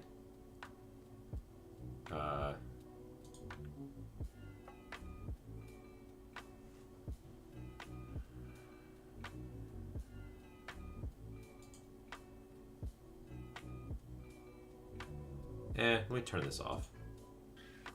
I'm glad I left this here, because I am going to need to light the scene even at night. And I may even, like, restrict it to, like, certain objects on a certain layer. That way everything around you can be dark, but, like, the book itself will still be illuminated. Or have, like, a glow to it in some way. Alright, problems for another time. So, how am I going to do this?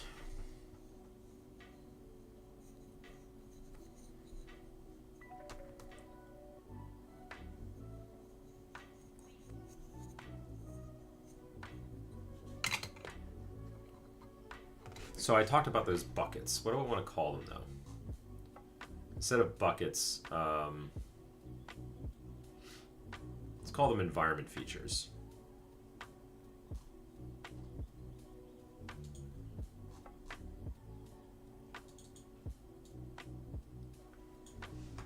Environment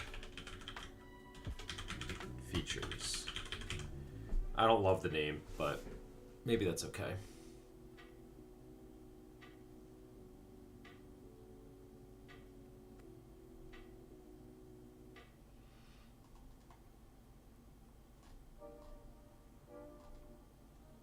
So, let me think about this here. Probably gonna stop streaming soon. Or maybe I'll just do, hold on.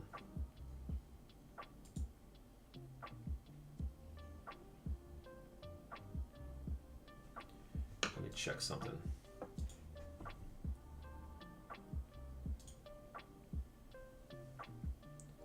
Let's see here.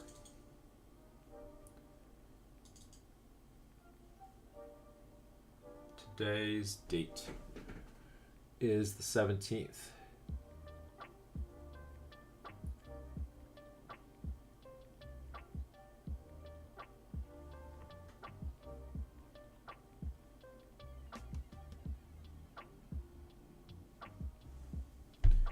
Sorry, just checking on something for a second.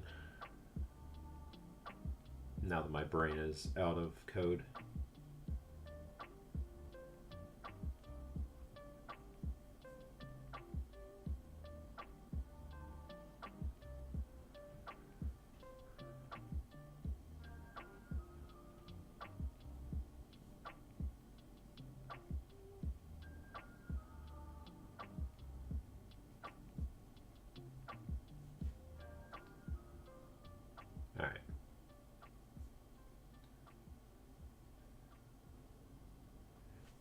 Back to this. All right, how do I want to do this? So,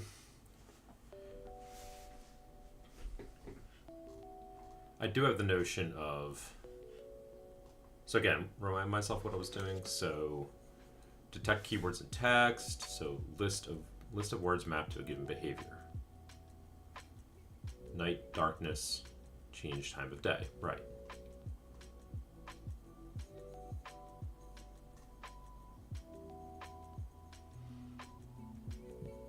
So we're doing time of day to environment feature. I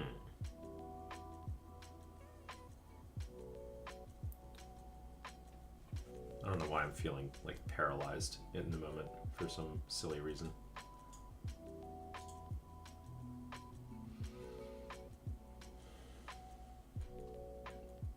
I feel like there was like a warning bell in my brain that went off, but I've lost that now. Okay, so I'm going to write some code down here and I'll end up moving it around as I figure it out. So var, let's call it time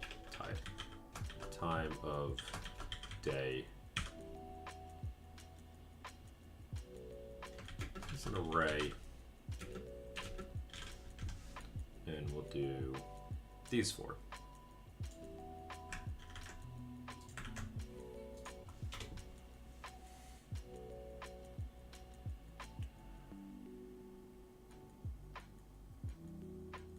I guess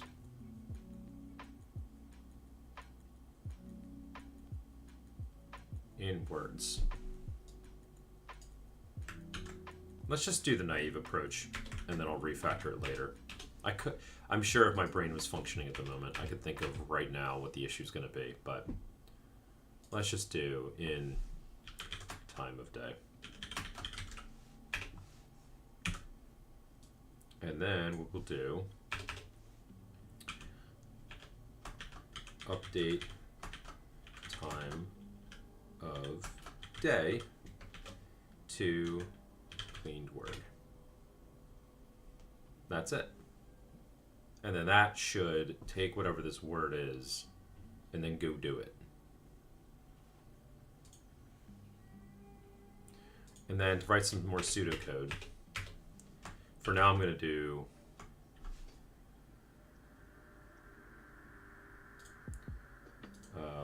sleep for X seconds, and then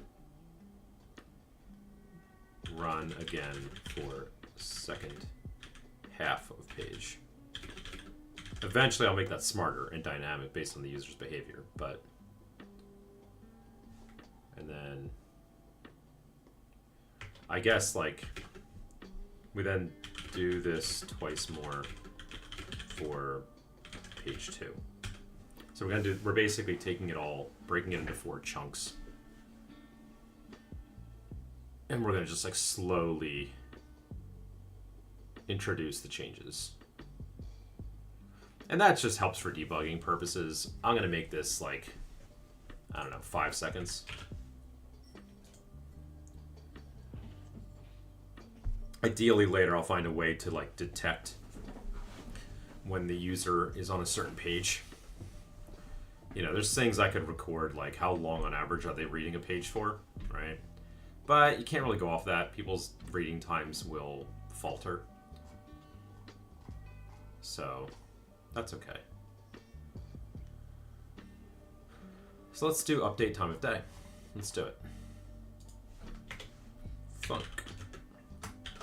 Update time of day is going to take a we'll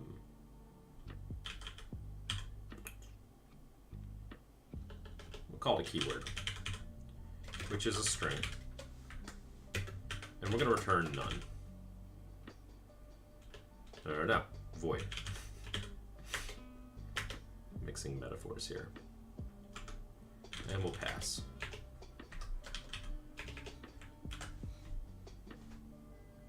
Expected. Syntax is always a little weird here.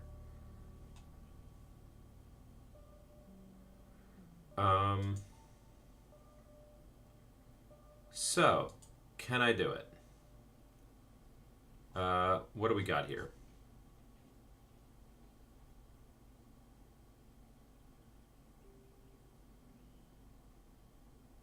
I'm going to copy this up here. Well, let's do Control X. And let's make that something up here. So right now I'll control these at the top of the file.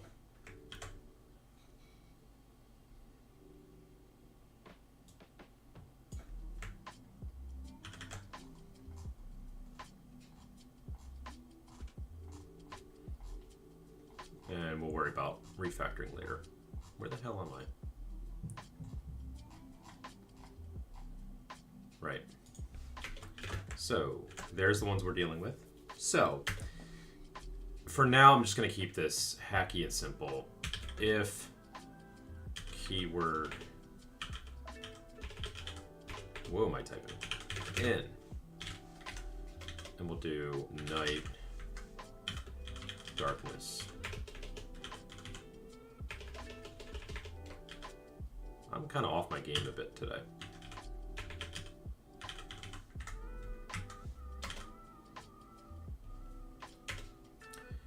Pass. Else pass. My Vim fingers still want to colon Q colon W. All right. If it's night, dawn, morning.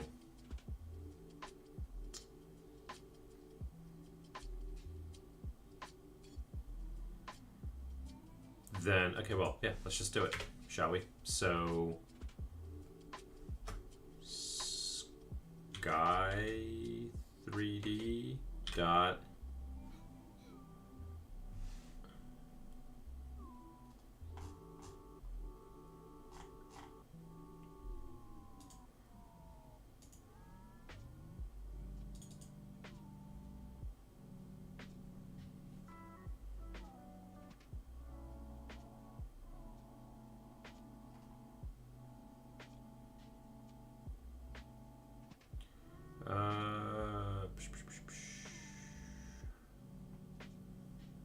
emitted when the environment variable is changed. Moon.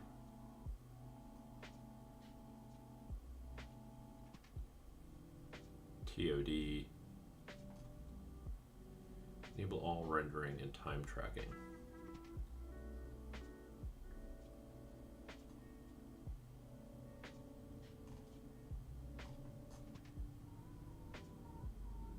Set Sky 3D enabled. I mean, I assume I can just go set some of these, but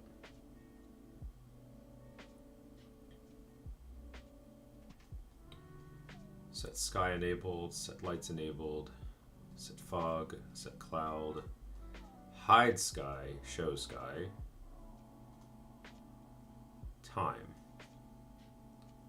set editor time enabled. So create functions for these.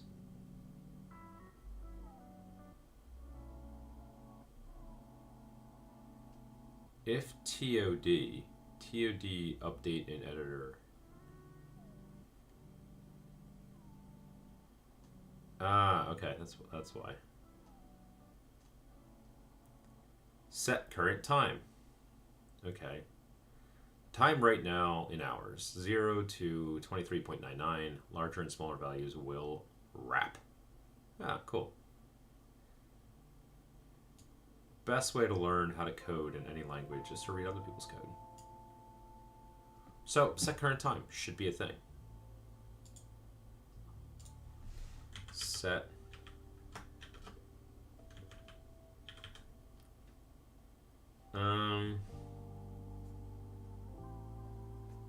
how do I call it? Or is it dollar sign sky?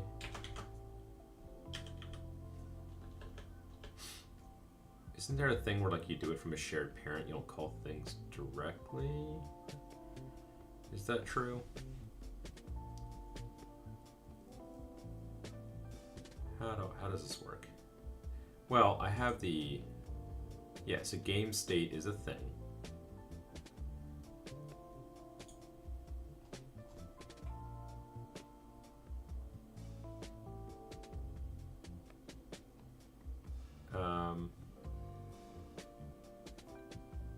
It emits a signal. what do I have you doing? See, anyway, I got a lot of stuff here. OCR is a thing it knows about.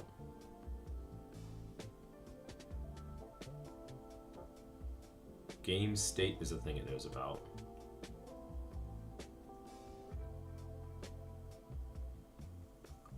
Where... I always have trouble though with this. Where is the game state? Like it... I know that it's at the same level as main, but like it doesn't show up. So it's hard to see like where the hell is game state.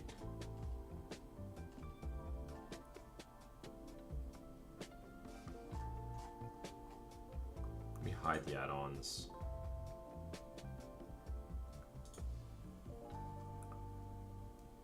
Book text config detector.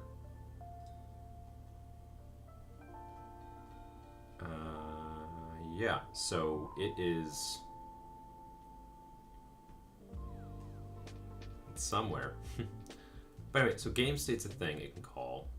The detector, what does it know about? Toggled variant, so it just...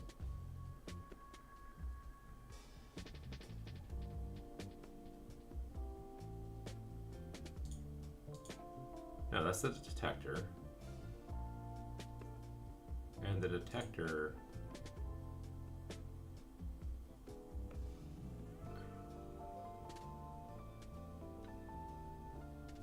Oh, it's a scene. Right. So it has a thing called $mess instance 3-day. So that's how it's calling it directly from this script, just calling down to it. Right, so I should be able to do that.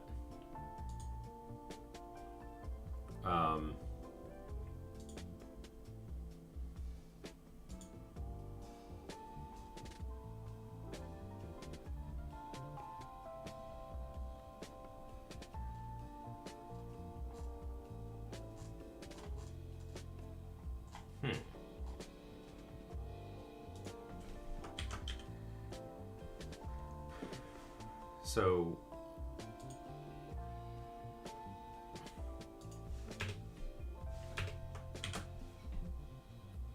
if I do that, I do have Sky 3D. I should have like even sun. Sun should be here. I have to go all the way down for it.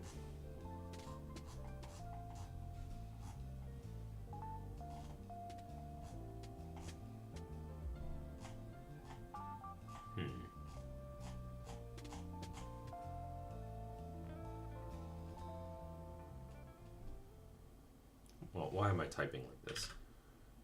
Sun. Interesting. So I don't have access to those sub-members, which I guess maybe makes sense.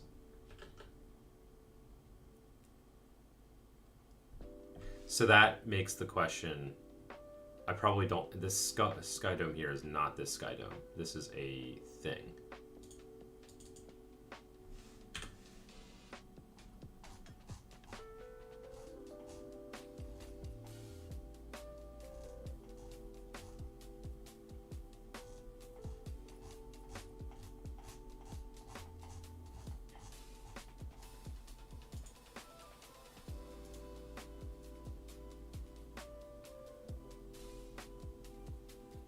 So set current time is the thing I'm looking for. Yeah, so that's not a thing. In theory, it's $sky 3D dot set time.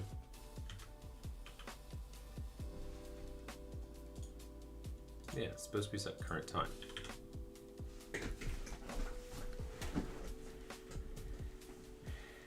It's not a scene, right? It's just a...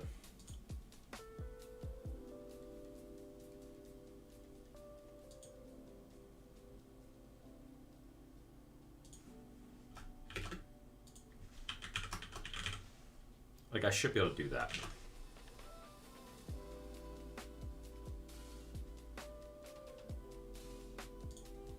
Set current time. And I should be able to do like 23.99.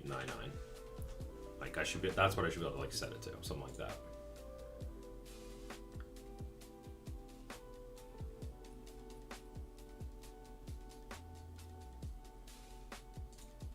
Maybe it's dollar sky, if that's like a private member.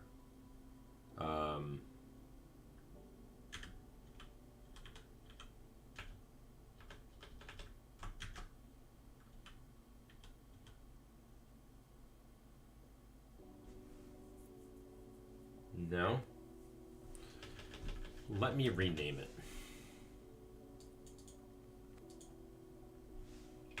We'll just call it Sky.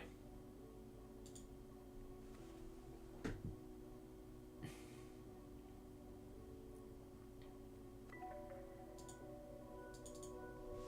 we'll call this Terrain. So now I should have access to Sky, right? There's Sky. So maybe it's just like the, because Sky 3D is still there, so maybe Sky dot, but it's not new, right? Okay, let's try var Sky is of type Sky 3D, which equals Sky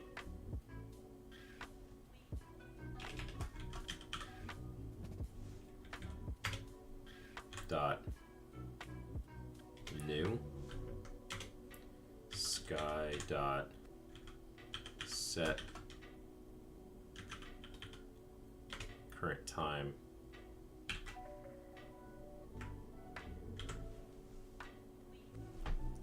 cannot assign a value of type Sky to variable Sky with specified type.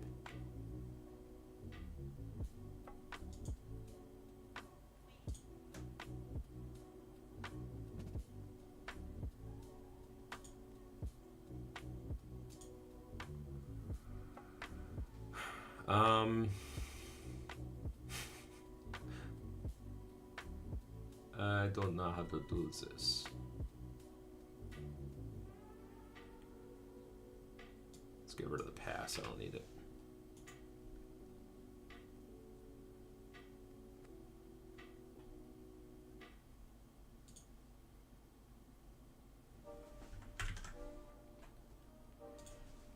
Godot call function in another GD script. How to use another function from another script. Okay. Detecting, in this case, you don't even need to call a function from another script. Instead, the spawn zone script can just detect the player and then start its own work. Yeah.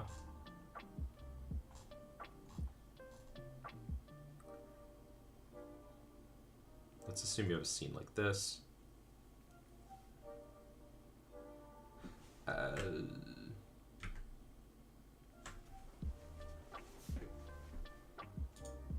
I don't think I can do anything with.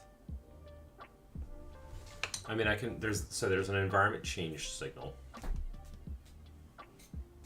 and child entered tree. Ready, renamed, tree, property list, script changed.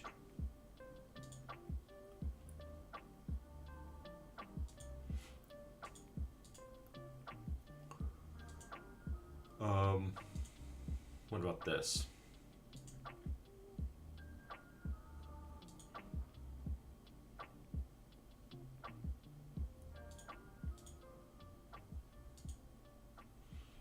Day, night changed, lights changed. So it has a bunch of signals for things. But how do I change it?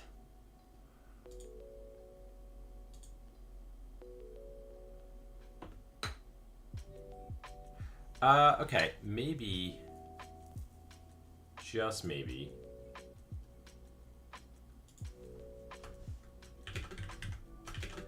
so I know that works, but it actually hates me for it. Sky, so we have Sky, dot time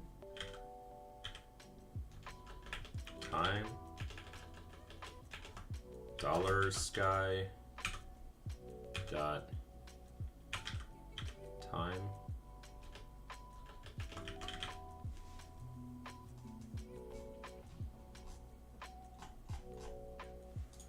what the heck is this?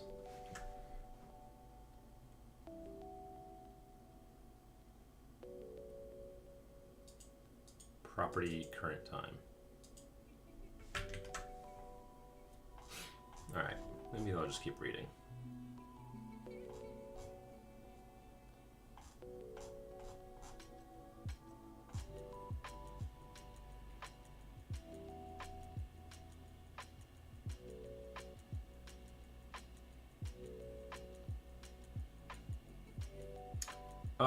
Okay, right, the on ready.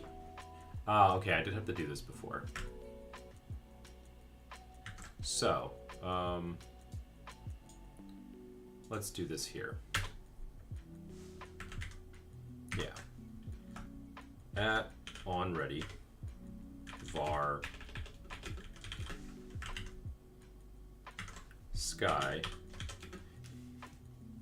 I did think about this before. I was like, I knew I was gonna have to like make it reusable anyway. It was just a question of how.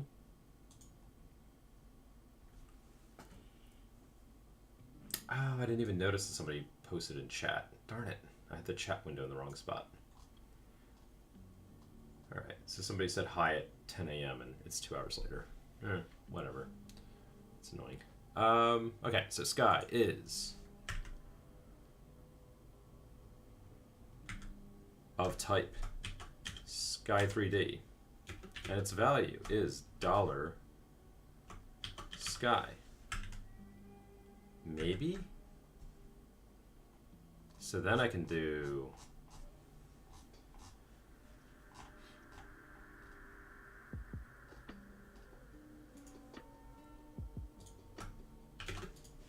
sky dot set current time to 12.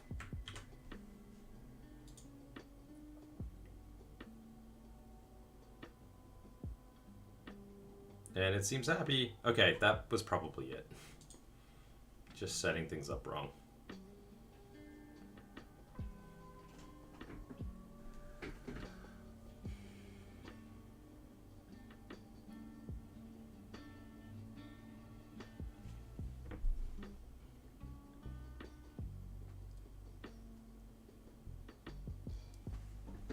Set current time in base null instance of a null instance. So it hates it. Let's see here. Actually, yeah. How do I change these settings? Oh, settings. Chat settings.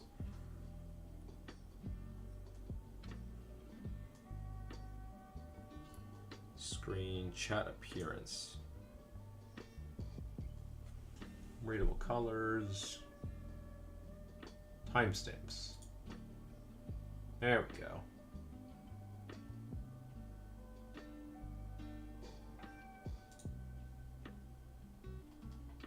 Okay, so somebody posted at 10 and then Bear like Lion showed up at 10:30.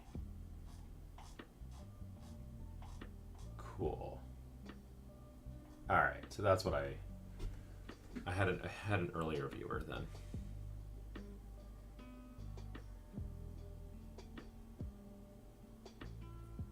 Alright, so it doesn't like this. Speaking of, what is the current time? Ooh, good, this is like a nighttime. 1. So if I go to like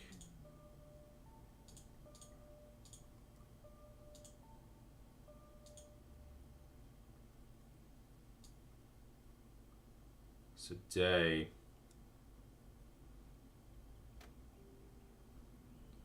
so 12 is noon, 23.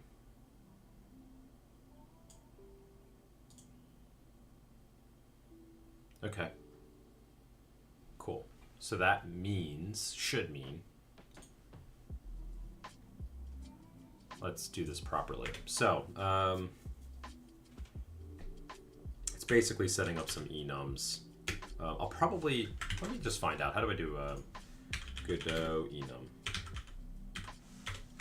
But let me do the pseudocode for it before I forget. So we're talking 8:00 should be like dawn. 12:00 is noon.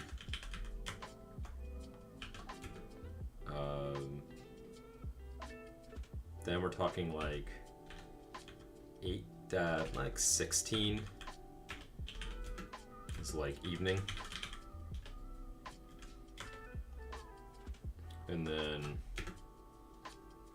23 would be, or like 23.99 or 0 is midnight.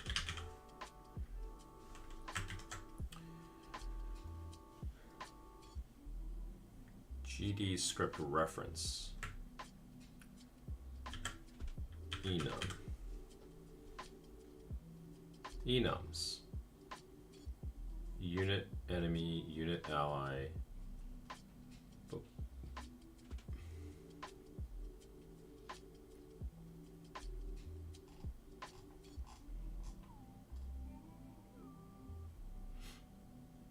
Okay. See enums. Enums. Okay. Enums are basically a shorthand for constants and are pretty useful if you want to assign consecutive integers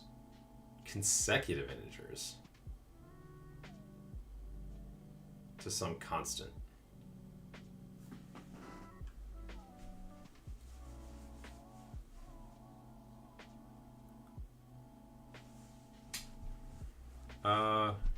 If you pass a name to the enum, it will put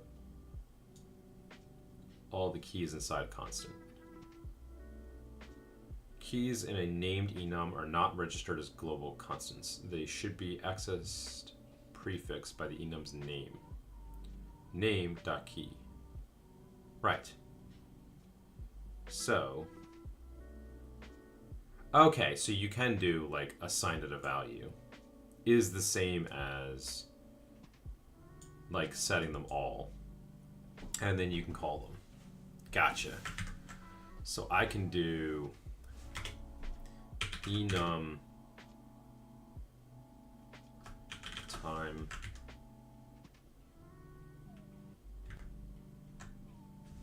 equals, and we can do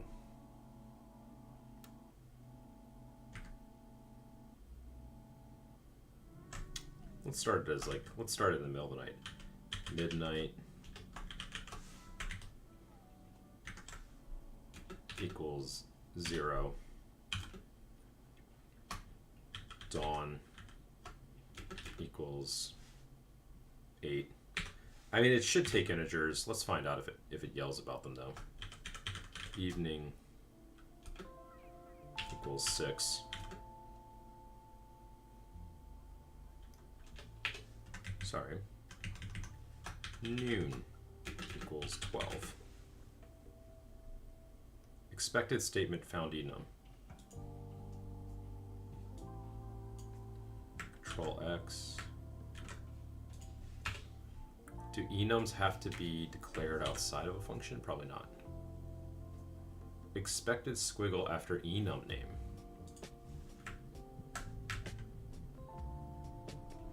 Oh, it's not.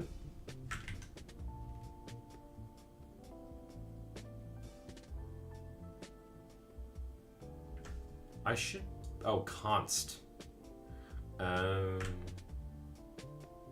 Okay.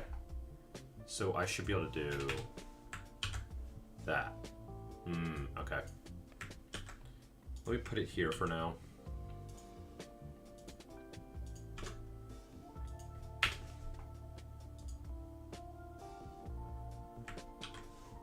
Okay, so it does have to be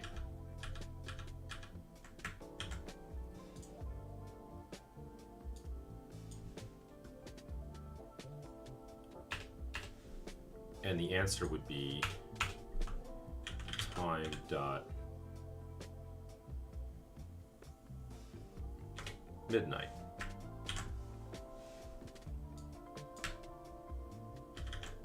Else time dot noon. Nice. There we go. That's what I want to see. Let me take this to the top.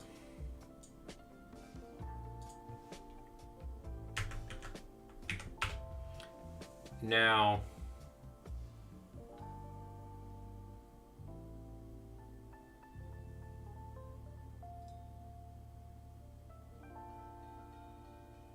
yeah, okay. I mean,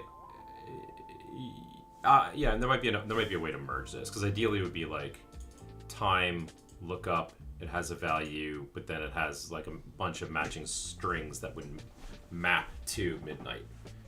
That would result in us doing midnight. Again, things to refactor later when I finally get things working. Getting them working the way I want. Let's kill this process function. This doesn't need to exist, I don't think. Yeah, this file's getting big, so. But again, it's not going to work. It's going to hate it for some reason.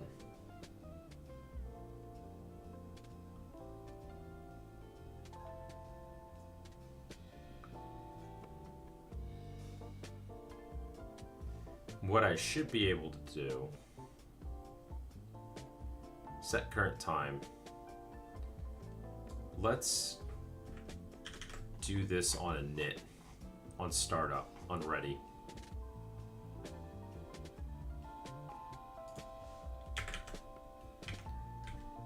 Because I don't want it to be random based on when things started up, and also it helps with fast failure. So we go to 3D here, like it's nighttime, but if I click start, it should immediately error. Yeah, great. Okay. So Godot, I have an on ready.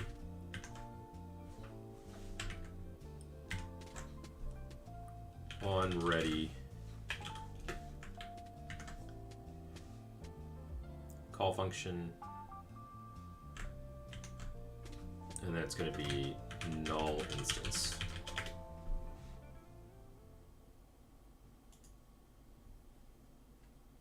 Yeah, on ready label.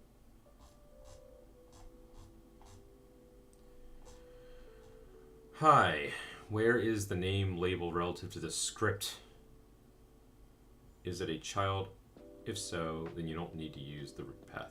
Yeah, I know, yeah, right here is in another scene where the function is called.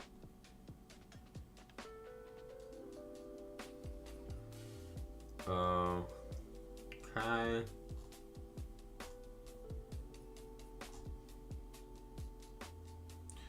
Let me just see here.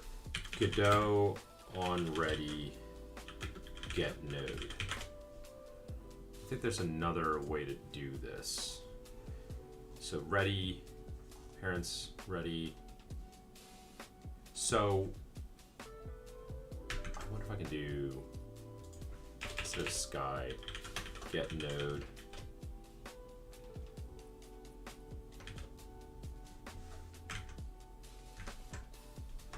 Sky?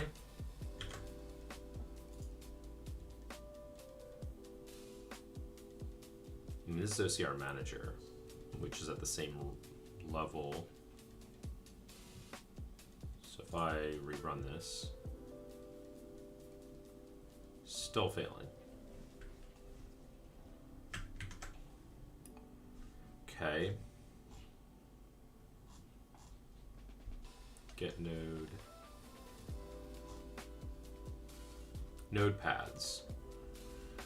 You're not limited to getting a direct child. So animated player.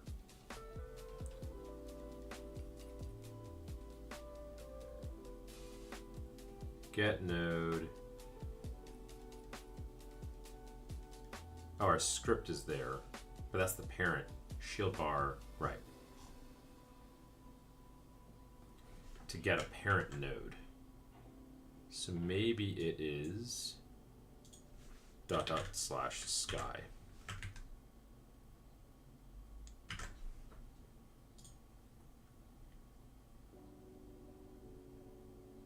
And it's noon. Hey, look, it's noon.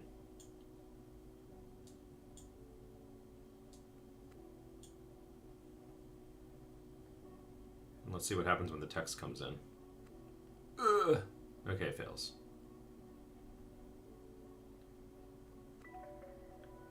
Oh. Skydome GD throws an instance. Invalid assignment of property or key transform with value of type. Null instance. Haha. Okay.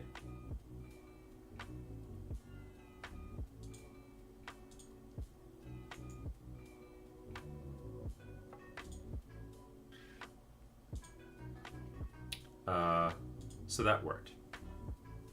To get sky. And now I have the sky, and it's when we update time of day. But that...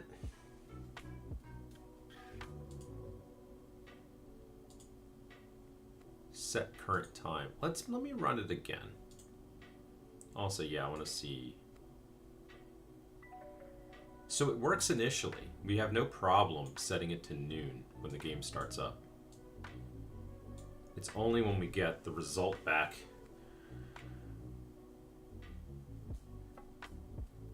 that we throw an error.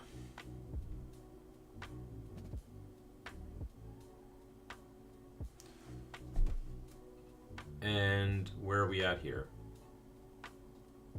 Is this actually giving me the state of things? Skydome 455 at function locals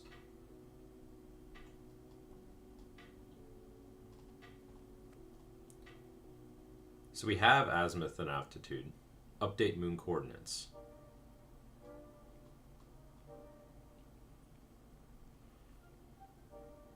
Okay.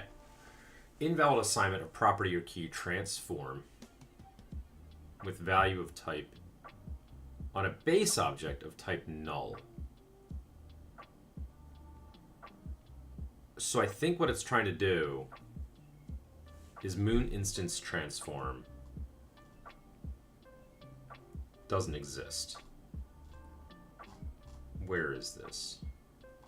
Well, that's a local. Yeah, moon instance transform is null. So it's trying to update it. But we changed the time to be midnight, and so it's freaking out because the moon doesn't exist. Moon renderer, get node, moon transform as node 3D. Could make that like a safe get or something like that. If moon light node is not equal to null. So I could fix their code. You know, why not? If is not equal to null.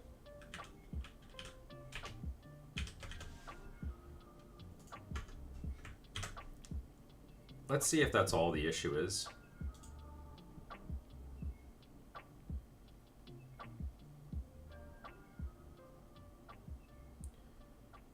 Or is it going to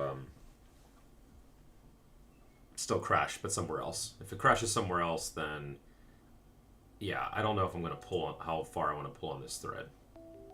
Oh, that actually might have worked. It's hard to tell because it's dark. That's annoying. Okay.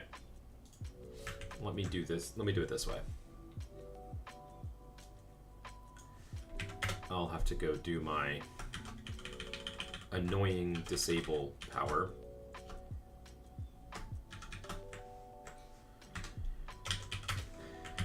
Now I can run it again, and now it'll be under my control.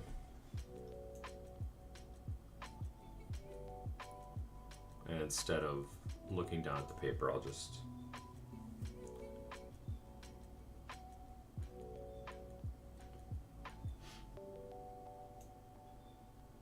Yeah, okay, so that worked. It's midnight.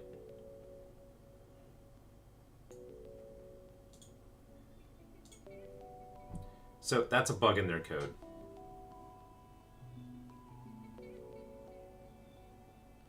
And that's fine. If that bug comes back, I'll know. I mean, that was an easy fix.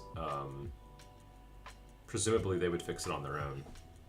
I could try contributing back to them.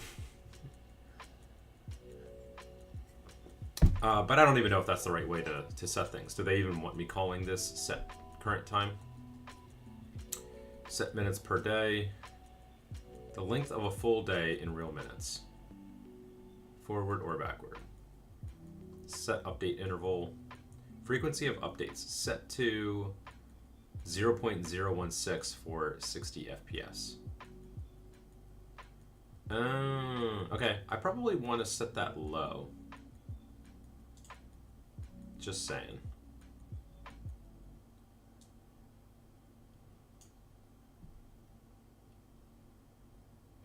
Because again, this should fade into the background. So in theory, what that's going to mean...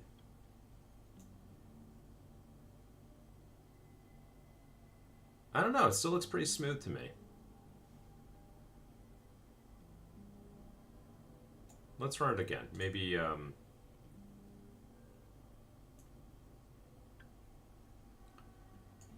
don't know, it still looks okay. So... not really sure if that was bad or not.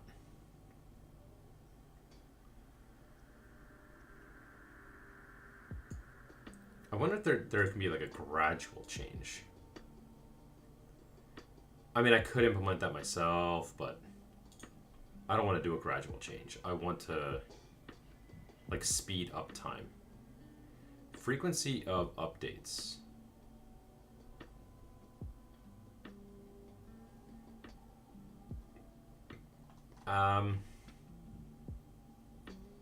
That's fine. I'll set it high. Minutes per day. The length of a full day in real minutes. I understand. So it's set to 15 right now. So that means it'll take 15 minutes to do a full cycle of the day. Got you. Okay, but you could make it real if you wanted to. You could set it so that it truly takes like 24 hours. Yeah. Plus or minus 1400 would be 24 hours. Got you. So I guess I could... No, I don't want to do that because everything has to move at the pace in which the user is reading. And when you're reading in a story like that, oftentimes you're not oftentimes, always you're frozen in time. There's no and ifs about that. Okay. Is day, is night, pause time calculation. Okay.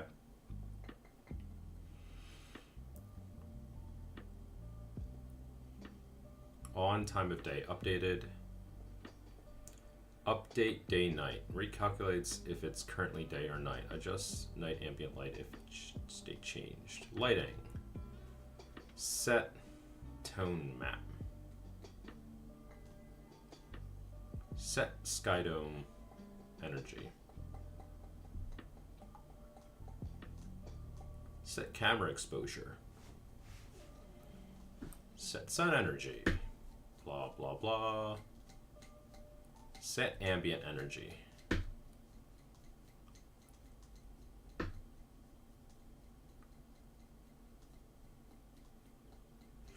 Set auto exposure minute. Set moon energy. Set night minutes. Okay, I do have an idea though. I've got a clever idea.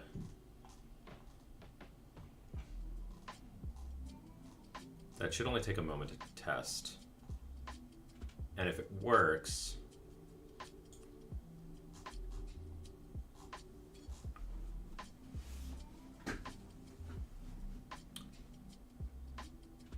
then it'll be really cool. So let me test something. Minutes per day. Oops.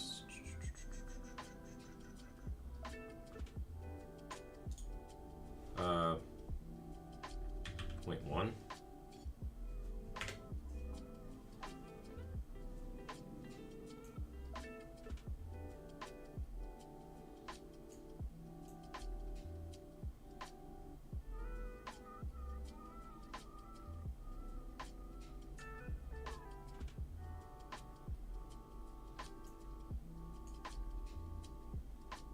Ah, that's jittery as anything. It's not what I wanted at all. My hope was we would see, like, things would speed up.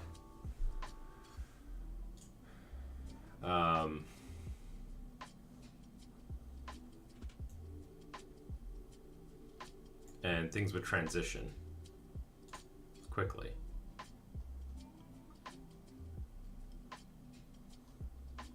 Darn.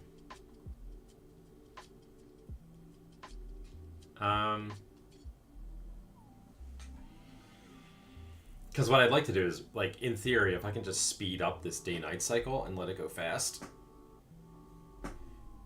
Oh, actually, maybe I can. Maybe I can. Okay, hold on. Let's set this to 1. Maybe it's expecting more like integers. I don't know.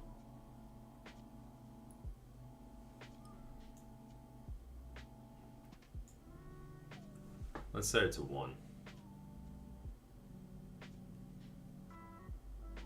No, it's still jumping. Fine, let's set it back to 15. Oh, update interval 10. Oops. Let's reset that. Now let's set it to 1. Ah, okay. Actually, let's set that to 0. And now we get smooth 60 FPS updates. Got you. Ooh, that's pretty. Okay. So, now, let's do 0.1 here.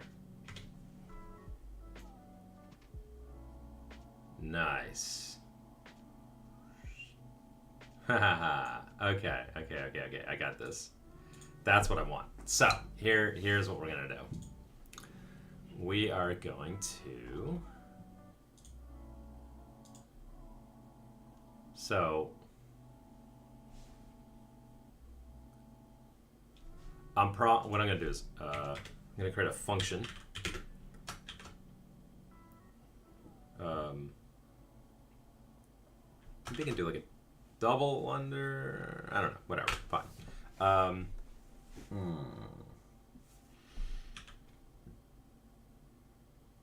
Fine. Let me just call this update time. And for now, I'm just going to return void and do nothing. Pass. Here's the pseudocode. So time should already be frozen. So we get current, well, do we need to get current time? Sorry. Sure, let's get current time.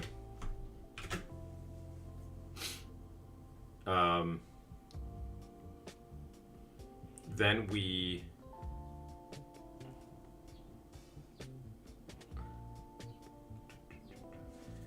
unfreeze time updates.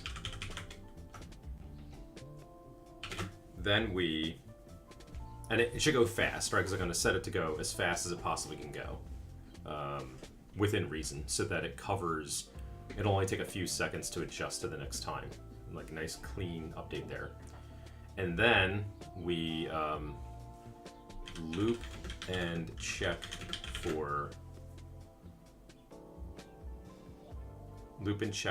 and hopefully I don't have like a race condition kind of issue here, because I might have to do this on process, the process method, which I just deleted.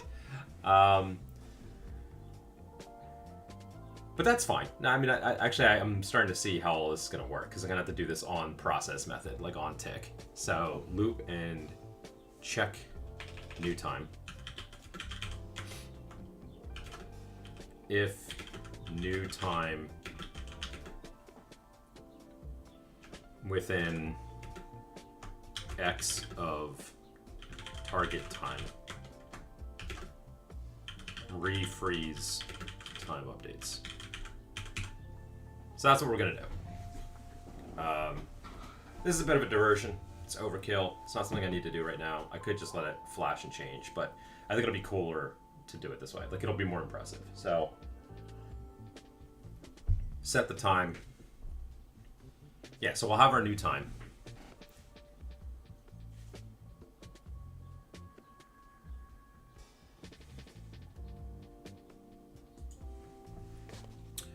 And this would be like, if not within X of target time, then we unfreeze loop. I mean, it's really like a while loop, right? More like while not. Because that way then, like, we initially do the check, and if we are within the target time, we won't even edit. We won't even hit the while loop. We'll just immediately skip out. Ooh, that's nice. So that means we can always call this. We don't have to, like, do some weird check to see if value is already value, then don't update value. It won't matter. None of that matters. Unfreeze time updates, loop, and check with check new time.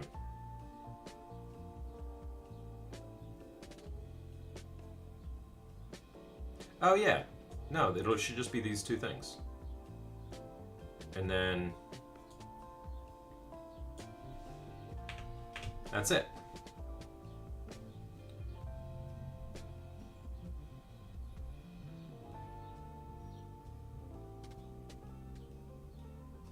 Unfreeze time updates if not unfrozen. Get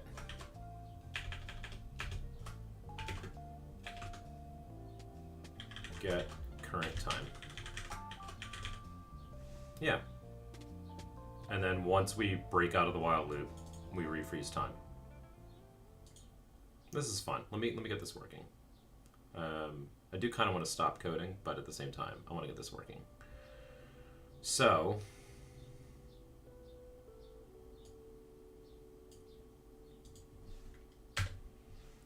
var, let's do var current time is an int, and its value is time dot noon.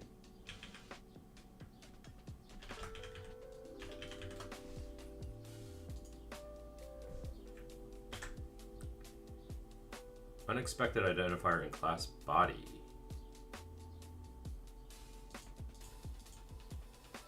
$135.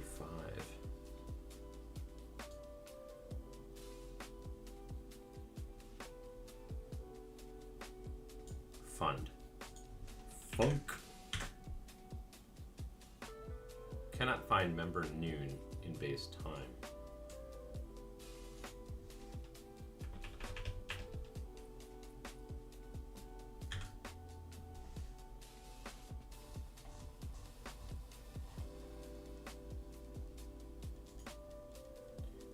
Oh, time. Different time.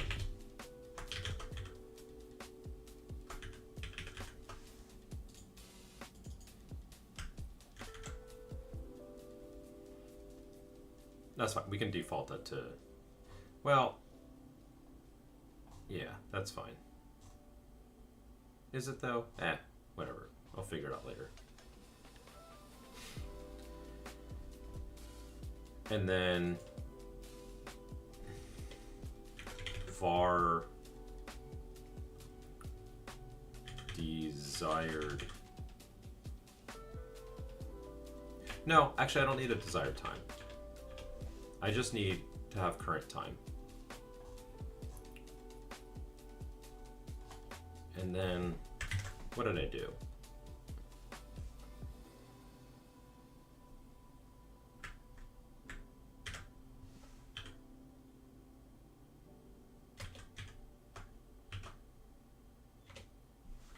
Oops, left that file open when I shouldn't have.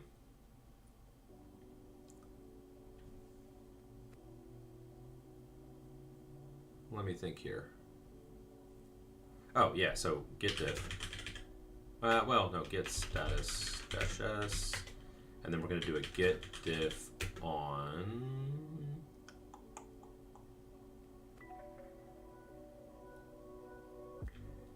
It's probably book.gd, which I deleted, so...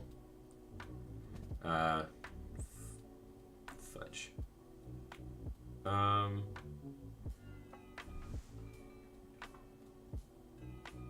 It's fine. I can just go look at another file and see what another file has as a process. So this has on body enter. It doesn't have an on process. There we go. Got this. Yeah, that makes sense of what it would be.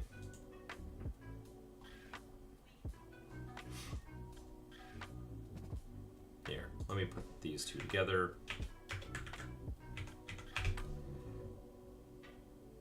So we can do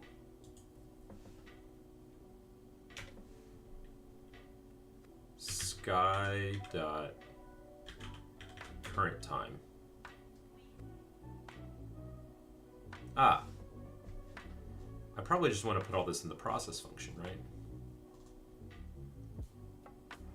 So I don't need to do any of this. Control X. I can just do this on the process function. Well,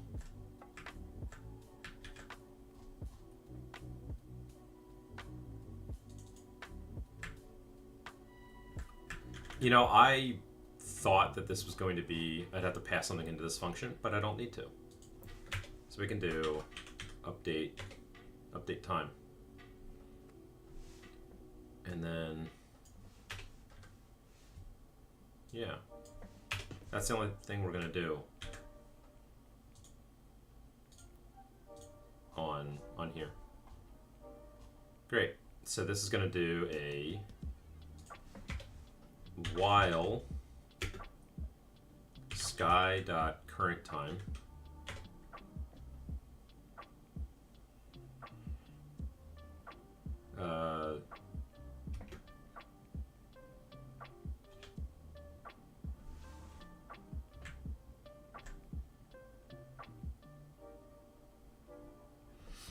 so that's a number, and it can go up to, but it wraps around to 0.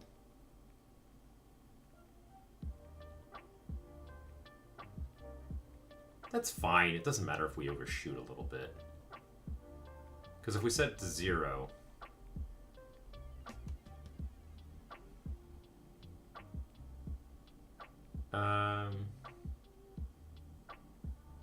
if the current time is 0, 0 minus 0. So let's assume we have the 0 minus 0 scenario.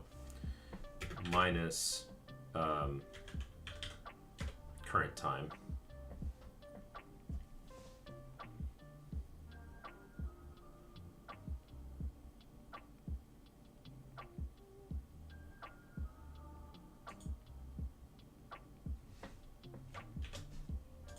While that is greater than 1.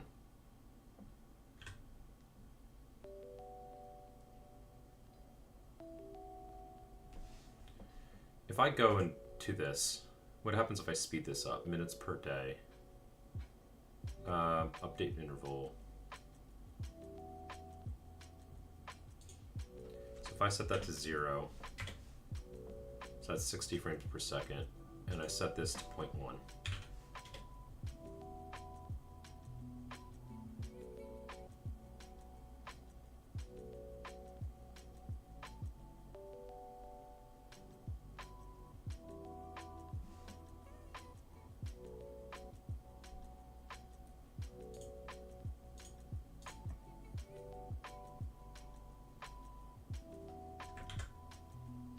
Okay, let's just make it 1.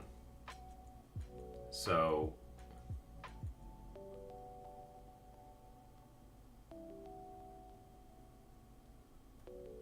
Well, at the current time,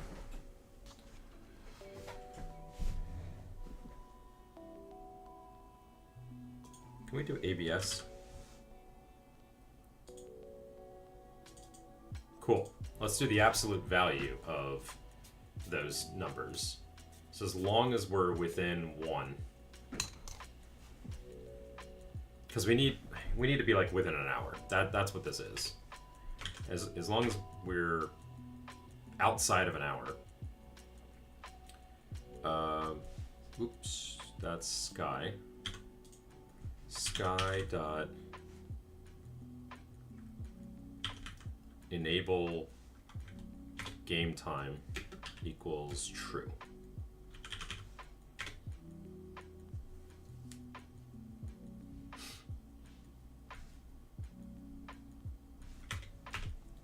Sky dot enable game time equals false.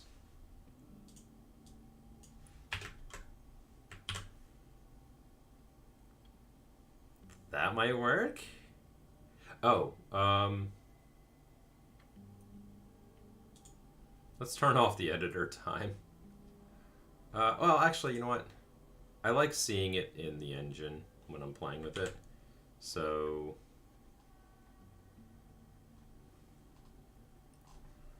let's do sky dot update interval.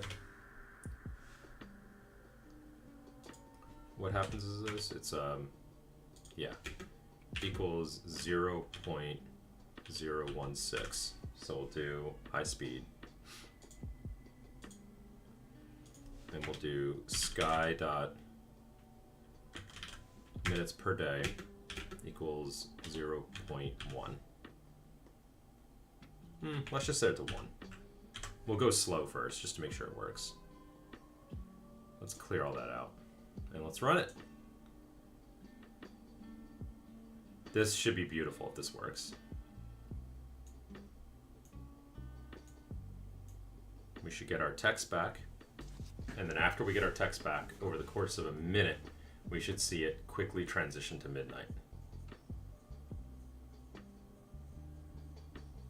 Everything froze. Huh.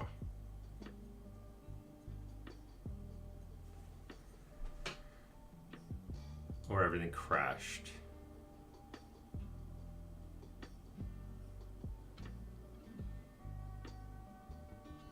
Everything crashed?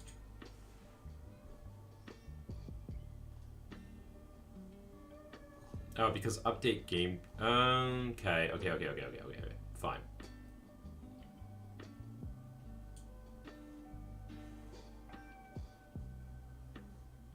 Let's try that again.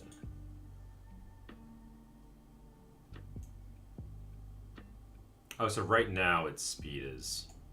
So actually, if I kill this right now, 0.1. If I do that, everything's gonna update super quick. No?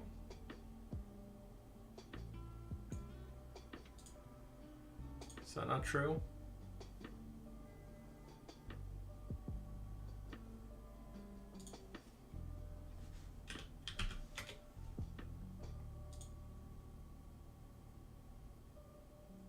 Yeah, that should have.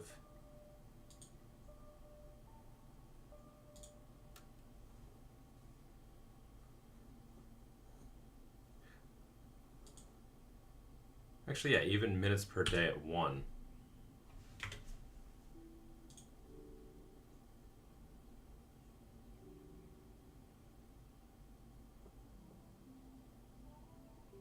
Yeah, just minutes per day 1. I should be seeing things changing very quickly.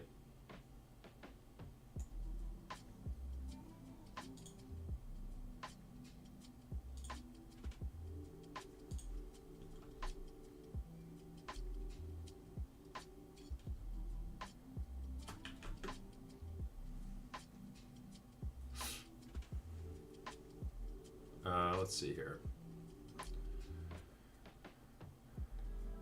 Sky.minutes per day.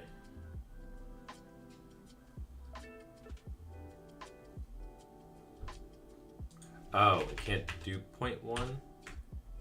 Let's just do 1. Isn't that what I did? Yeah, I did 1.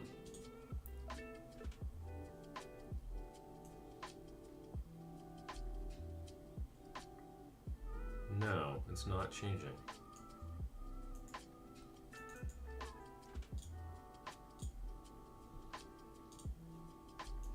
Why it not change? Minutes per day 1.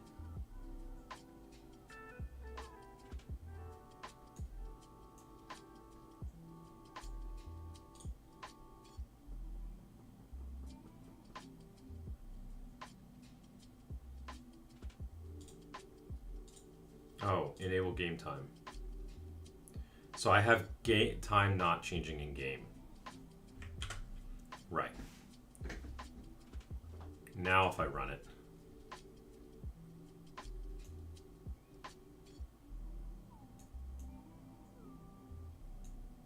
No?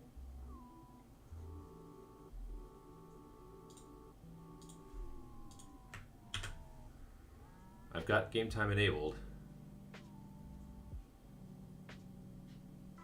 Sky minutes per day equals 1.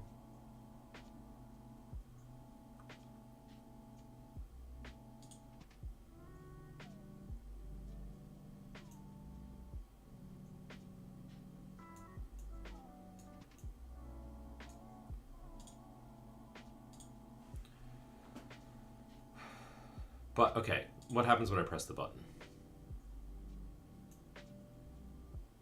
Does that...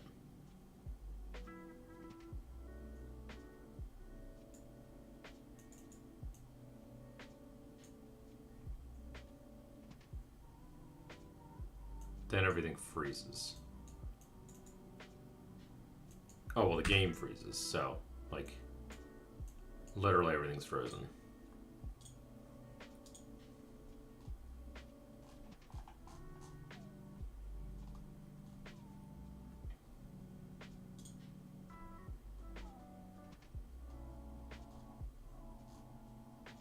Oh, update. I don't need to do a... Stupid. I don't need a while loop. If...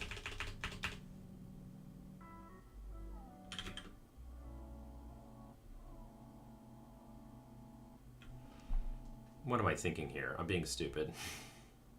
Update time. Let's... Control C. Let's put this down here. So...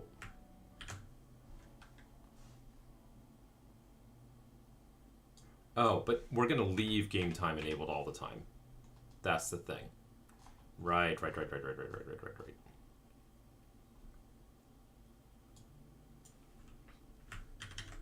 Let's comment this out. All right, I'm doing the wrong things. Let me take these two things.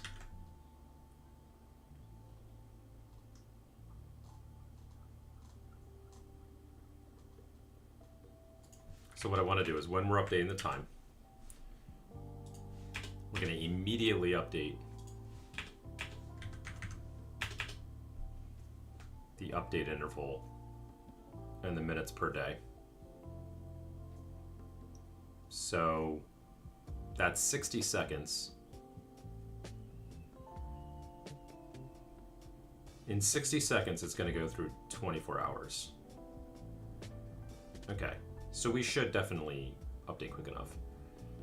And then what I can do here is, I don't need to do this.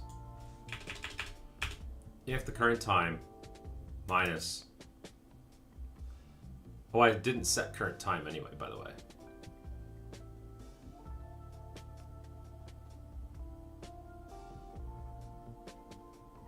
Oh. Right. I'm changing things. So we're speeding up time.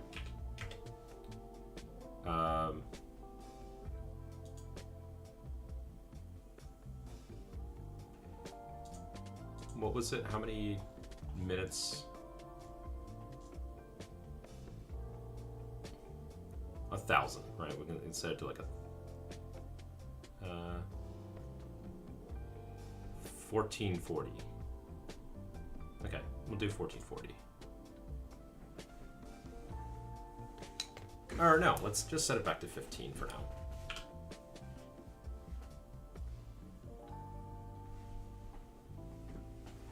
That actually might not be needed.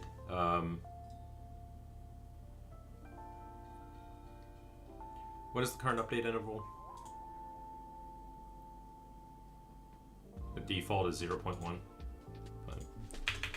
So we set it back to the default. Here we speed it up.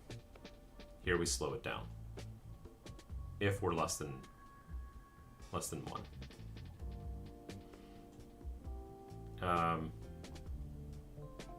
And actually, let's do this. Well, print.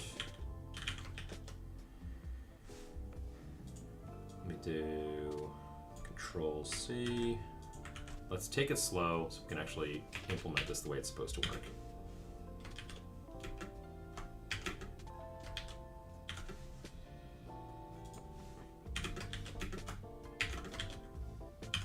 Go too fast and things don't work. So those are the 3 values I should be seeing. And actually, we're not going to do this. We're not going to set it like that. I can delete this, by the way. We're going to do current time equals time.midnight. And this one, current time equals time.noon. There. Okay, so when we call this function, here, let me print this out. Moving the sun. ... We are going to set current time to that, to a new thing.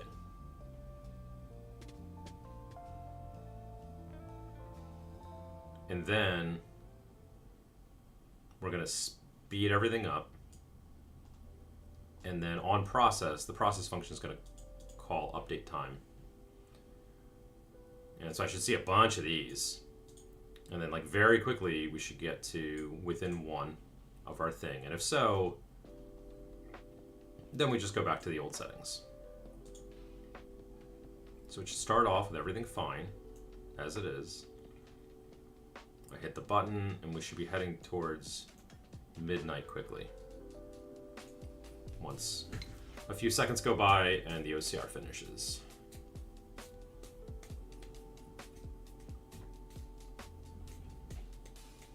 Or it freezes, or crashes, or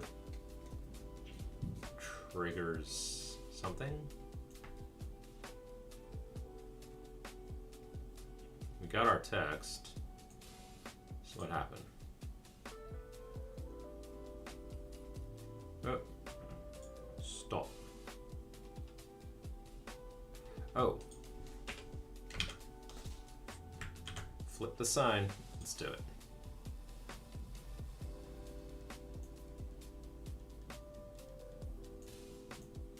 But we didn't update the time interval. The time interval didn't...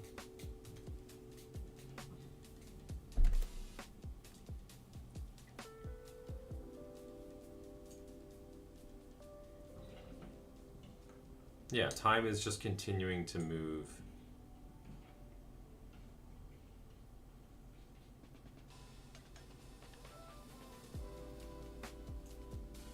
Or is it? No, time is moving fast. Gotcha. Okay. 0.1.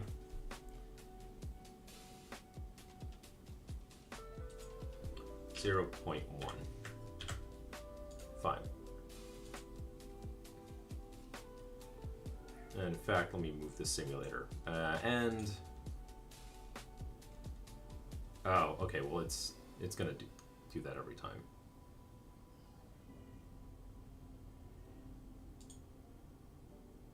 Let me kill that. Can I do the...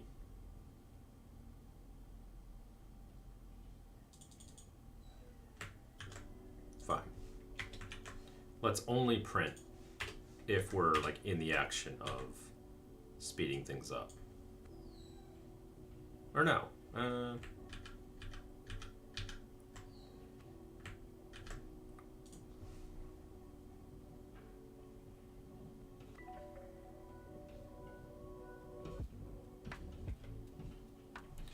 Sorry.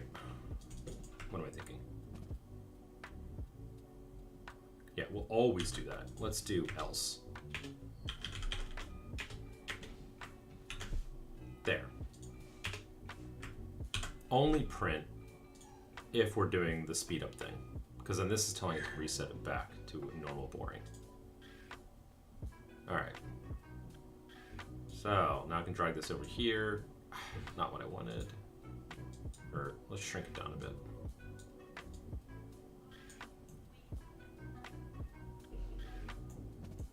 Now let's check out the sun.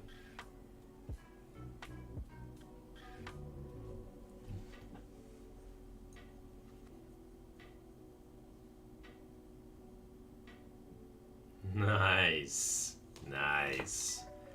It works. Okay, cool. That's what I want. Ah, that's so pretty. I love it. Okay, so we're not doing this. We're not just jumping the current time. Instead, we tell it to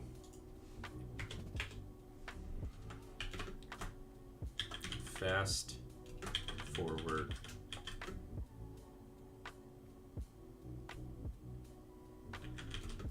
the sky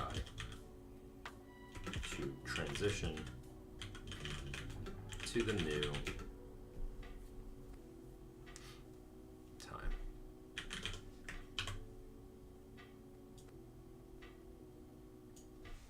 Let's just do fast forward the sky. Now at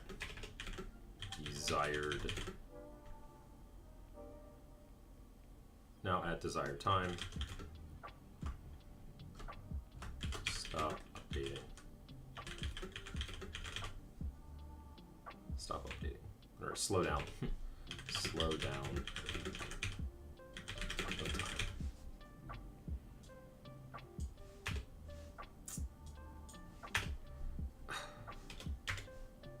Wish I had Vim commands in Godot. I'm sure, I wonder if somebody's put like Vim commands in Godot. That'd be nice. I think I'm finally getting the hang of Godot though. So that was cool. So that went real fast. In fact, actually moving the sun, we were at 12. 12, 12, 13. So we spent multiple ticks. So actually I should be able to go even faster. And it should be fine.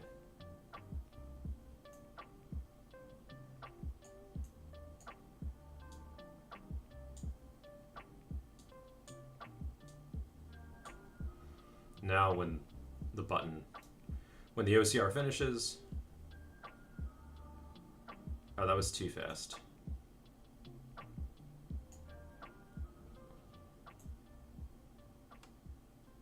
Let's try that again. Actually, well, no. Let's try it again. I want to see how fast that was.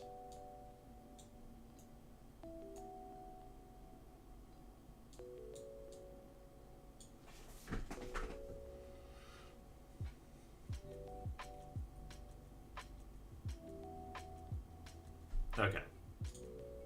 Way too fast. Let's do 0.05. I don't know why I killed the server. I didn't need to.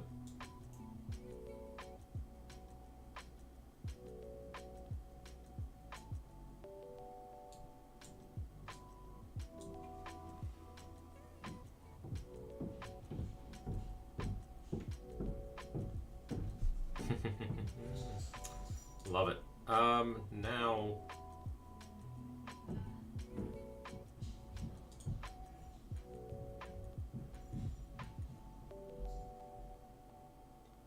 time is gonna drift, right?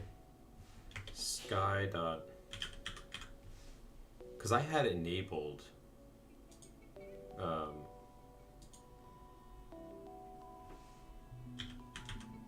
enable game time.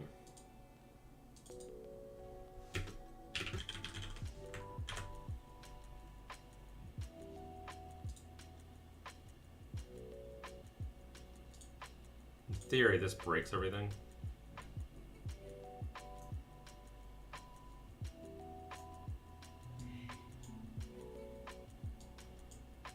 I really need to stop soon. Like, after I finish tinkering with this for the next minute or two, I'm going to stop.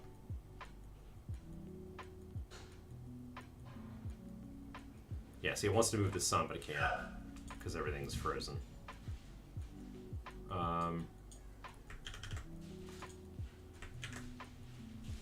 Let's set that to true.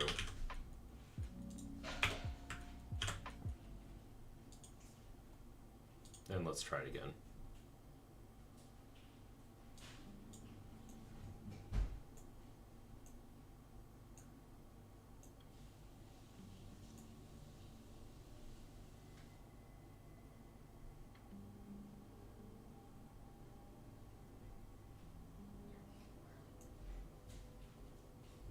Still no dice. Why would that be?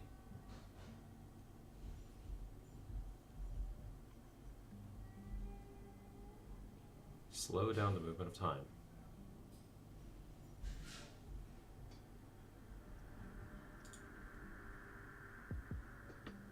It's like by default, enable game time is off.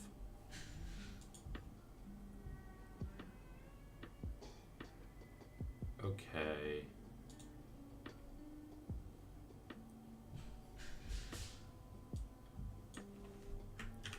Maybe I need to do this.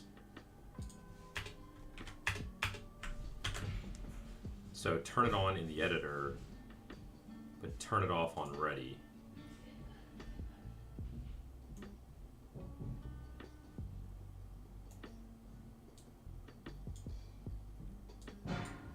So in theory, game time is now off.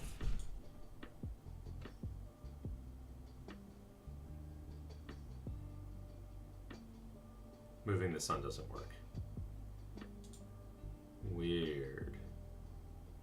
Okay, well, let's not mess with that setting then. Maybe that setting only works when set from the editor and not from...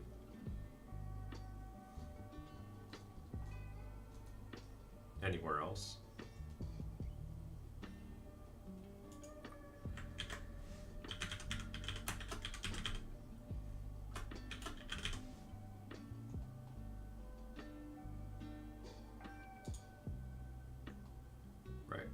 Okay, yeah. I was gonna say, like, I knew they were near each other. I thought they were.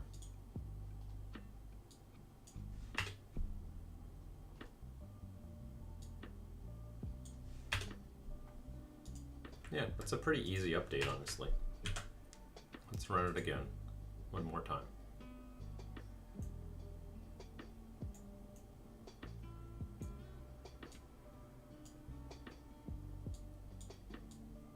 And then just to make sure I didn't break anything, because then I'll probably just check this in as a checkpoint. Cool. And, you know, I could probably do it as, if I really wanted to, you know, start it at this interval, and then if we're within a certain, you know, we're within 4 hours, okay, slow it down. So we get that, like, speed up, and then, like the gradual speed up, and then the gradual slow down, or at least a little bit, like, if I really wanted to. But that's way future. Okay. I think with that, I'm going to stop here. Thank you all for joining. I think I actually had way more people than normal join. So, that's encouraging. Anyway, chat with you next time.